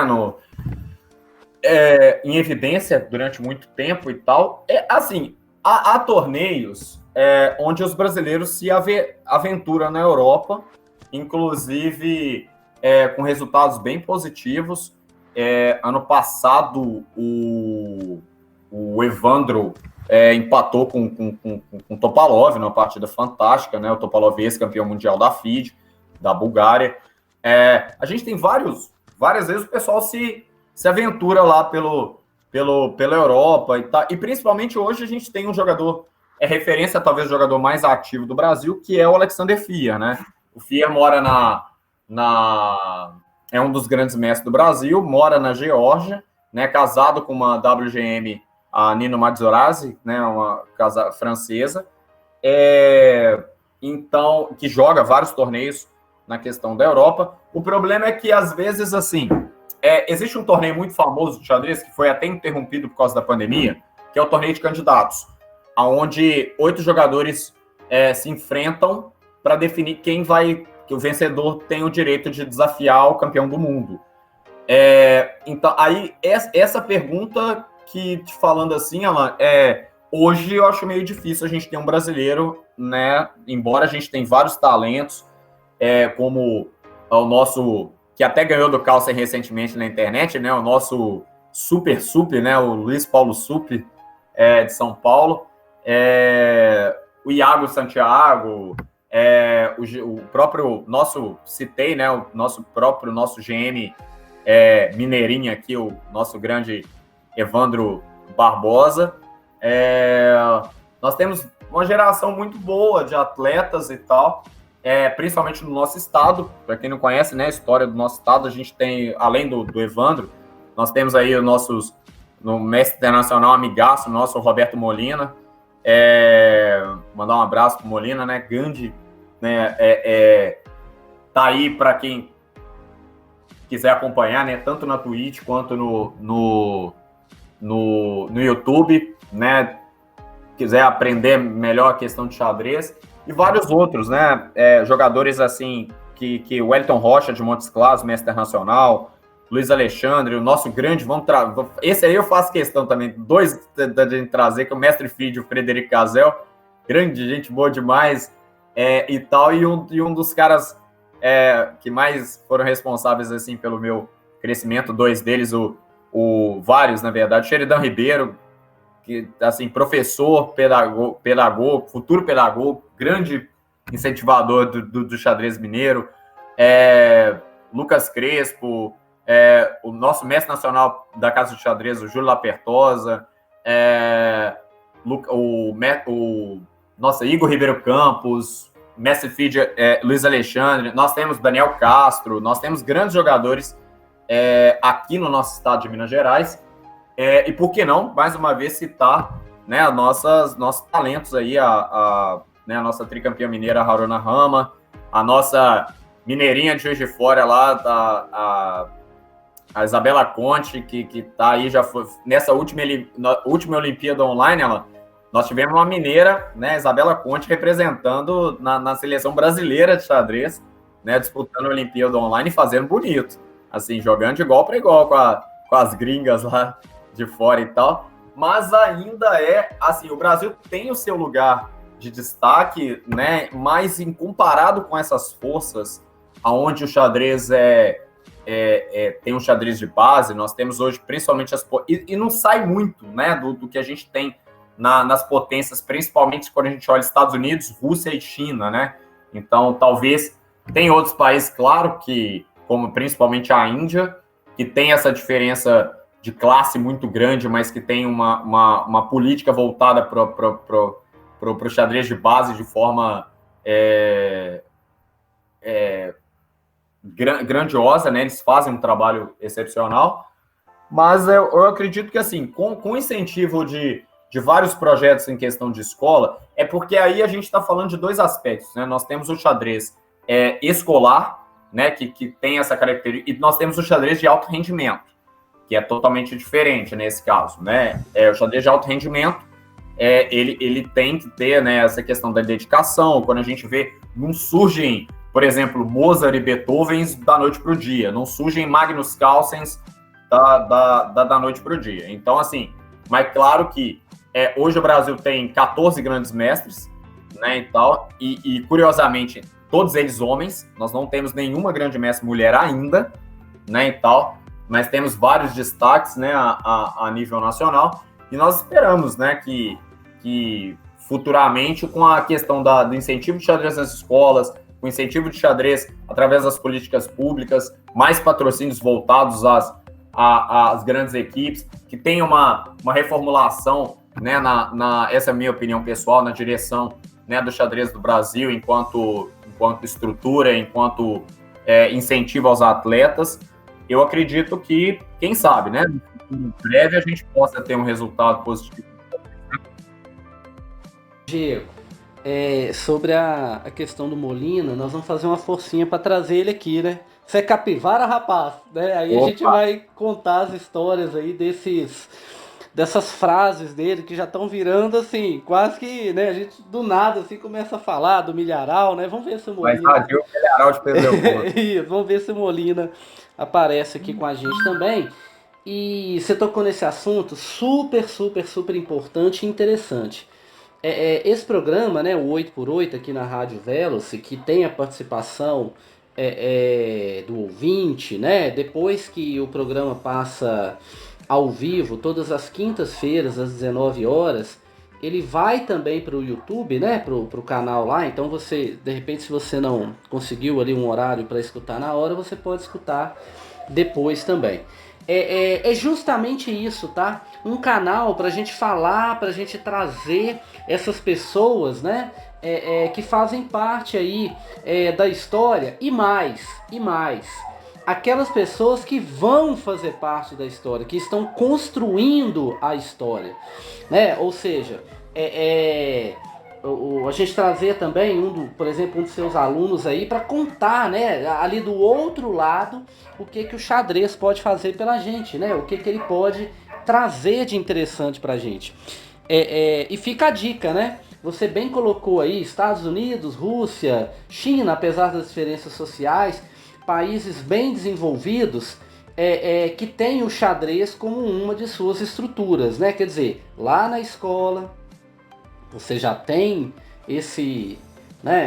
essa possibilidade e já vai formando ali uma base de caráter, de conhecimento. Eu quero até futuramente trazer, né, mais detalhes sobre isso, mas cientificamente falando, o xadrez aumenta realmente o nível de QI da pessoa, né? Isso é cientificamente comprovado. Tem muito aquela questão, né? Quem joga xadrez é inteligente ou você ficou inteligente porque joga xadrez? É a segunda, você ficou porque joga, porque assim, o jogo ajuda naturalmente. Até no aspecto que você disse de Alzheimer também, né? Bom, o que acontece? Essa história do Fusquinha, eu não vou resistir a não contar ela hoje, né?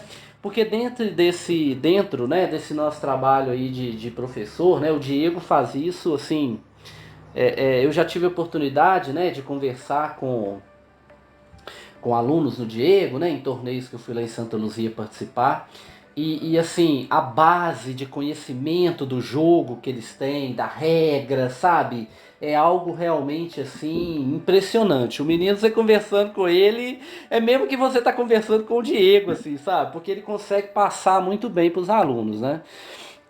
Então, dentro desse nosso trabalho de professor, a gente quer levar, né, os alunos, a gente quer deixar eles perto ali do que está acontecendo, conhecer esse outro mundo, esse outro aspecto, né? Não vou dizer o mundo do xadrez profissional, onde os jogadores têm patrocínios, né, altíssimos, assim, roupas, né? Quer dizer, o Magnus Carlsen aparecer ali com uma certa marca de artigo ou de roupa é o máximo, né? Porque significa que uma pessoa bem-sucedida tá. Mas dentro da nossa realidade, a gente quer sim levar os nossos alunos para esses torneios que acontecem. Eu tive a oportunidade de levar o Lois e o Gustavo lá num torneio na Casa do Xadrez. Foi muito gostoso ver, porque até a gente próprio fica, né, um pouco emocionado ali com aquele ambiente, né? Em Belo Horizonte é um ponto de referência, né? Até a gente fica assim um pouco, né? Poxa, olha, um torneio de verdade, né? O que está acontecendo aqui com medalha e tal. Tive a oportunidade de levar o Lois, né? O seu Eli, que é o pai dele, e o Gustavo. E nesse torneio que a gente comentou lá de Nova Lima, que é o torneio que a gente teve a felicidade de encontrar o Diego lá, que a gente levou também o André, né, o Aurélio e foi o Léo, desculpa, foi o Léo, o Aurélio, que é o irmão da Luísa Collor, né, que é a nossa, assim, uma esperança aqui da região no xadrez feminino. E aí a gente lá, né, com aquele objetivo, olha, né, um torneio, valendo troféu, etc. O Lois foi levado também, o Lois e o irmão do Lois, que o Ayrton, né, que é um grande parceiro aqui que a gente tem do xadrez, um entusiasta, né, assim como eu, como o Diego, que também vai participar com a gente aqui no futuro. Levou o Lois, né, que é o grande pupilo aqui da região. O Lois é o mais temido. Você fala assim, você vai enfrentar o Lois. Os meninos já começam assim, poxa, ai meu Deus, eu vou enfrentar o Lois. Então assim, o que acontece? O Lois aqui na nossa região é essa referência, né? O pessoal tem um certo receio de enfrentar ele. Apesar de que não é invencível, né? O Marley aí, recentemente, o Gustavo, né? Também, que são os praticantes ali que fazem, né, as partidas. E foi muito legal, porque a gente esteve lá em Nova Lima, né? No Fusquinha, né? Que é um símbolo aqui do professor Alan, sabe? O Fusquinha do Herb, né? O Fusquinha sofrendo naquelas subidas, né? Porque para chegar em Nova Lima e para sair ali da parte central, você tem que subir para depois descer a serra. E na hora de ir embora, o Fusquinha, ó, suando, mas subindo ali a serra de Nova Lima. Mas para quê? Qual que é o grande objetivo? Qual que é o grande barato disso tudo? Você vê os alunos, os jovens, conhecendo lugares diferentes, né? Como o próprio Geng permite, né? Infelizmente a gente teve problema no Geng 2020, mas assim, conhecerem outros lugares, outras pessoas. Eu particularmente, já até comentei isso bastante com o Diego, eu adoro, acho o máximo o intercâmbio escolar. Alunos de uma escola visitando outra escola. E o xadrez permite isso, tá? O xadrez permite isso porque, em geral, não existe qualquer problema nos torneios de xadrez, mesmo você juntando ali vários jovens. Eu gosto sempre de citar o exemplo do Gempel, que são os jogos, né, de Pedro Leopoldo, que são classificatórios para o Geng. que no ano passado, no ano retrasado também, foram disputados no CEPEL, né, que é uma quadra, né, um ginásio esportivo. E aí, a gente como professor, né, da rede municipal e estadual, tem notícias de algumas confusões que acontecem às vezes em outros esportes, como futebol, handebol, nada contra, adoro os dois esportes também, aliás eu gosto de todos, tá? Mas assim, no xadrez nós tivemos lá vários, mas assim, eu vou te falar que aproximadamente 40 adolescentes de várias escolas, divididos em duas chaves, né, pela idade, se eu não me engano, até 2005, uma coisa assim, ou após 2005, um negócio desse. E, assim, sem nenhuma confusão, na hora da sinalização de que as partidas da rodada estavam começando, aquele silêncio, aquela concentração, até por parte dos acompanhantes, né, alguns pais que vão junto, dos professores, da organização, quer dizer, uma jogada que gerou dúvida, sem grito, o aluno levanta a mão e aí vai lá a pessoa que tá fazendo. No caso do último torneio, quem acabou ajudando a gente foi o Odamés, né? Ele vai lá, esclarece a dúvida e o que é determinado ali, não há discussão, ok? Não há aquela coisa, mas você tá errado. Não, não é isso. Quer dizer, a regra tá aqui, ela é bem clara e ela tem que ser seguida. E aí o Diego também tem umas histórias dessas aventuras aí, né, para poder levar os alunos, né, nesses torneios. Às vezes a gente nem tem muitas condições, mas a gente acaba levando, né? Hein, Diego? Nossa senhora, tem, eu tô vendo você contar aqui. Primeira, a do Fusquinha foi muito legal, né? Porque sempre quando tem torneios na região metropolitana, a gente tem a questão de sempre tentar prestigiar, e aí foi uma iniciativa que o pessoal de Nova Lima acabou fazendo, e eu lembro que eu saí daqui bem cedo para estar chegando lá em Nova Lima e tal, e a gente teve, né, o prazer de se conhecer, assim, de se reencontrar, na verdade, lá, e voltando, né, tem, na verdade, assim, e a gente, né, voltando, a gente conversando sobre como se fosse uma conversa mesmo aqui do programa, né, os meninos também comentando de tempo em tempo, né, falando ali dentro do carro também. E aí, mas assim, porque é o que você falou, que é a questão do 14º salário. Tem coisa que, às vezes a gente olha e fala assim, tem tal torneio em tal lugar.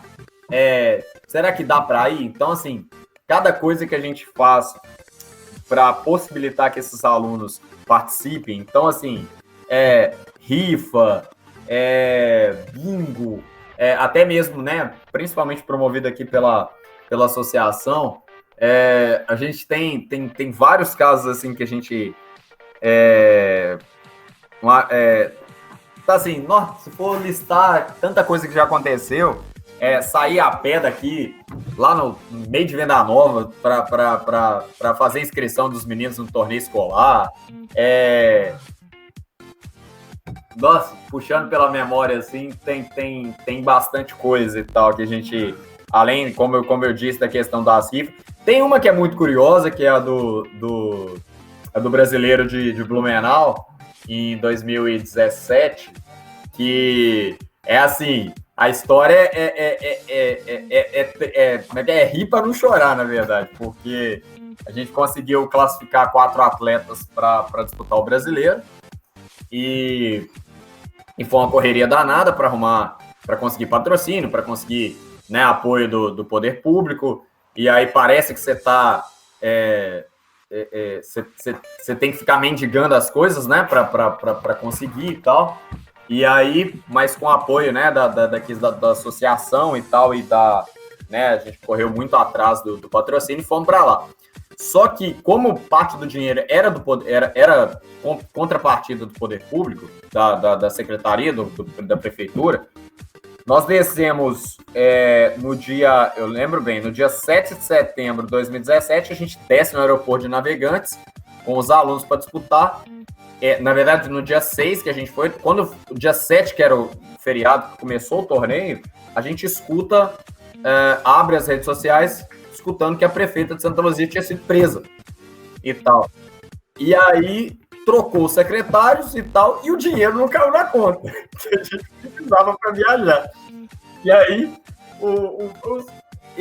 tipo assim, os meninos estão representando a cidade no principal campeonato do Brasil e tal. E você não pode passar isso para os alunos, né? Essa preocupação, né? Tipo assim, eu falo muito isso com eles. Então, assim, gente, cada coisa que vocês não sabem, que a gente não deixa chegar em vocês, que é a parte externa, que a preocupação deles tem que ser treinar e jogar, para representar o município, para representar o estado. E aí, eu lembro que estava o Odilei, que é o nosso presidente da associação, que é pai, né, das duas joias nossas aqui, o Cauã Victor e a Mari Vitória, né, Mariana, que está com 7 anos aqui, já é campeã mineira escolar, seguindo os passos do irmão, e estava, né, a Kelly também, a esposa do Odilei. A gente foi, né, para acompanhar os alunos, como treinador e acompanhantes, né, de menores, de viagem, e nós começamos a olhar uma cara para o outro e falando assim, cara, lá para quem, né, o ouvinte não conhece, tem uma BR que chama 101, que ela corta o Brasil, né, subindo. Então ela sai desde lá do começo de Porto Alegre, né, do Rio Grande do Sul, ela vai subindo e tal. E a avenida principal, se você for via carro, né? Aí eu até brinquei com o pessoal que na hora que a gente estava nessa 101 a caminho do hotel e a gente viu essa notícia, a gente pensou assim, falou assim, caramba, como é que nós vamos fazer para voltar do lado de Blumenau?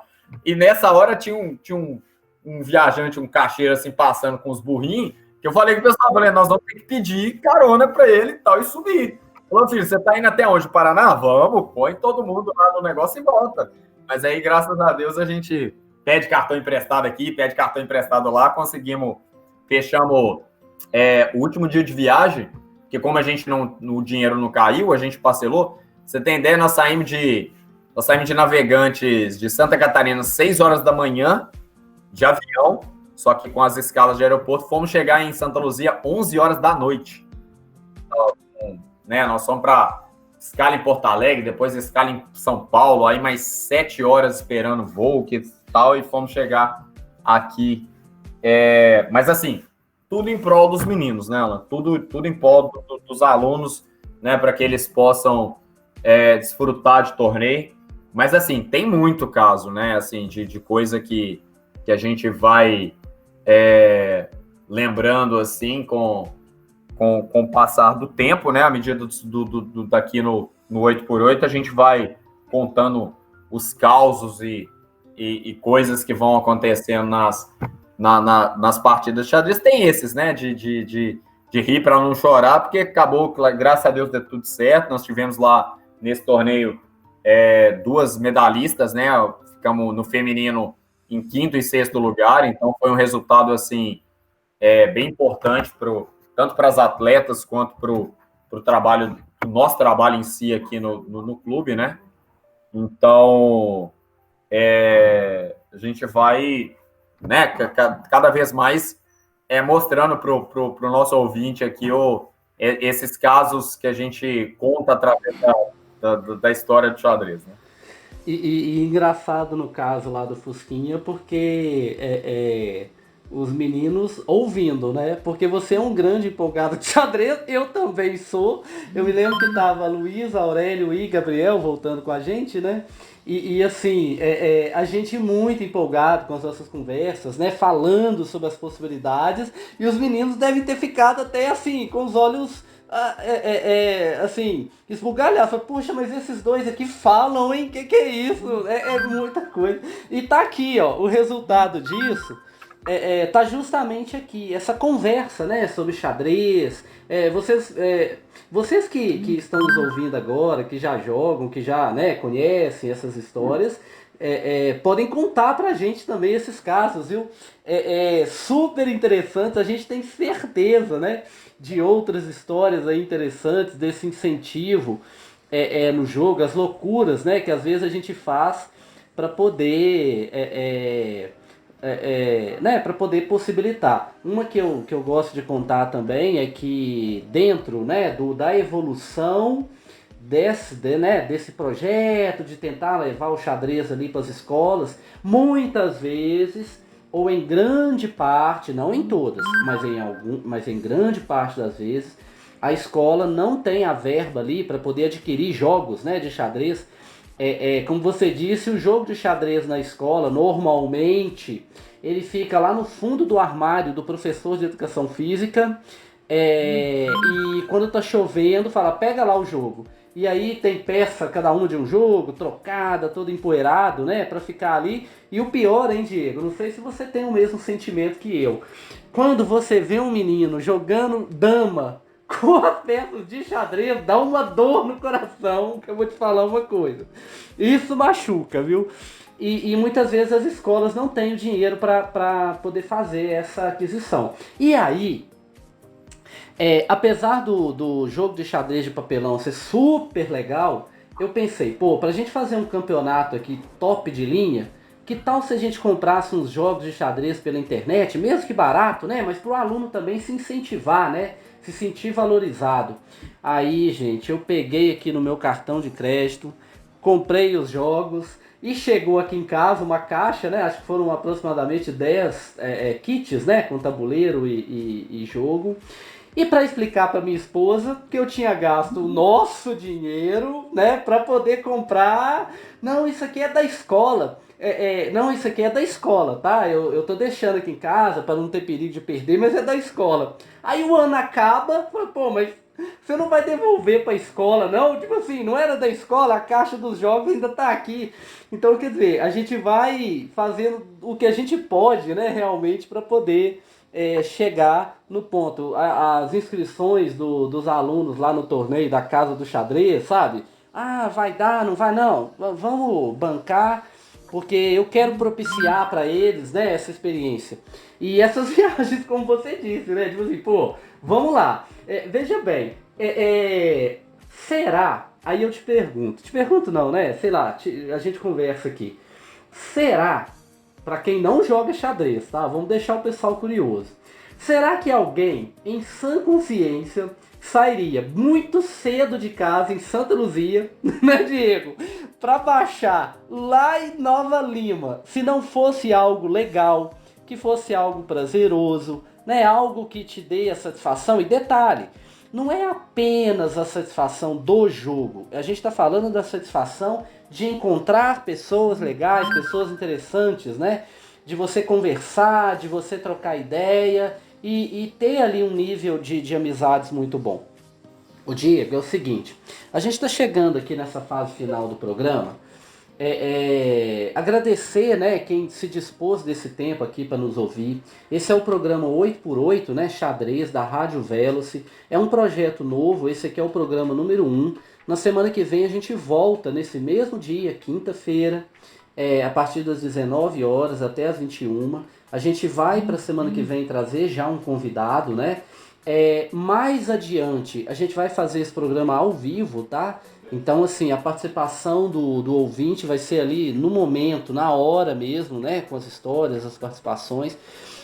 Se você gostou, manda pra gente uma mensagem. Se você não gostou, tiver alguma sugestão, manda também. Porque, assim, é um projeto diferente, né? É muito comum você ver programas de esporte em geral, mas, assim, esse aqui fala do xadrez como foco principal. E vocês perceberam, né? Dentro do xadrez, a gente falou de vários e vários e vários outros assuntos que estão junto ali, né? Obrigado para você, Diego, ter aceitado participar, né, desse projeto. E o que você diz aí para o nosso ouvinte, né? Primeiro para participar, né? Mandar e-mail, pra gente, sei lá, se for durante a semana, pode mandar alguma coisa pra gente falar sobre determinados jogadores ou eventos, né, ou situações. Se quiser também divulgar algum tipo de torneio, alguma coisa que esteja organizando, né, fique à vontade. Obrigado, tá, Diego? Bom, eu que agradeço a oportunidade, né, conta sempre com a gente e tal. Acredito que a soma, né, desse trabalho é que faz o xadrez nosso da região metropolitana, no nosso vetor norte aqui, ser cada vez mais vitorioso. Só pedir o pessoal, né, que comentem, que compartilhem, que mandem perguntas, que mandem sugestões, dúvidas, qualquer coisa. Incentivar né, a que as pessoas queiram conhecer o trabalho em breve, né, principalmente de forma presencial. A gente vai estar aí várias coisas surgindo, já aproveitando para divulgar nos dias 26, 27 e 28, né, online, vai estar acontecendo os torneios municipais via LRX, via Federação Mineira de Xadrez. Então, os campeonatos municipais, todos de formas online. Então, todo mundo que está acompanhando aqui, que quiser, eu sou de tal cidade, manda para a gente, que a gente conhece, né, quem que vai organizar o torneio, então, para poder participar. E lembrando que o vencedor de cada categoria se classifica. Esse ano, esse torneio vai para a Copa dos Campeões da Federação Mineira, representando, olha aí a responsabilidade, representando o seu município, né? Nós tivemos a Copa dos Campeões, eu puxar um pouquinho de sardinha para o lado, o atual campeão é um dos gêmeos que eu falei, o Guilherme Nogueira, né? Os meninos disputaram as finais. Ano passado a gente teve a oportunidade de fazer ele presencial, então teve, né, um peso o pessoal de Pedro Leopoldo e de Confins participando aqui com a gente.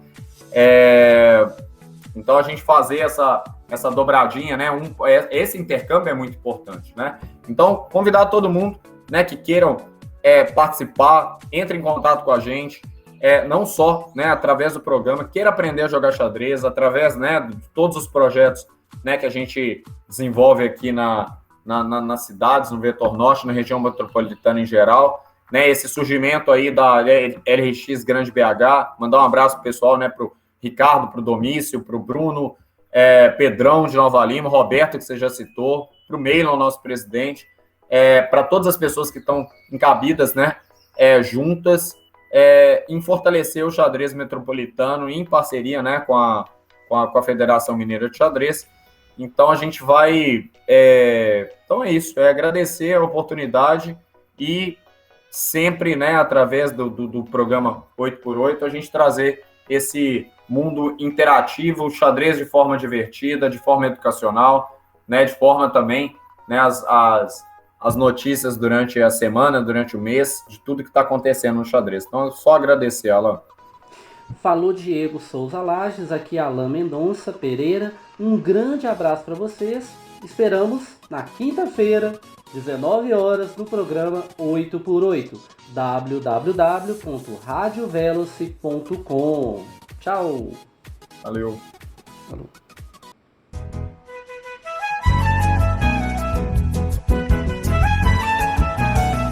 Nesse tabuleiro, o rei não manda nada. Tem medo da dama e de casa quase não sai. Nesse tabuleiro, o rei não manda nada. Até no pulo do cavalo ele cai. Estou falando de jogo de xadrez. Joguei uma partida, demorei um mês.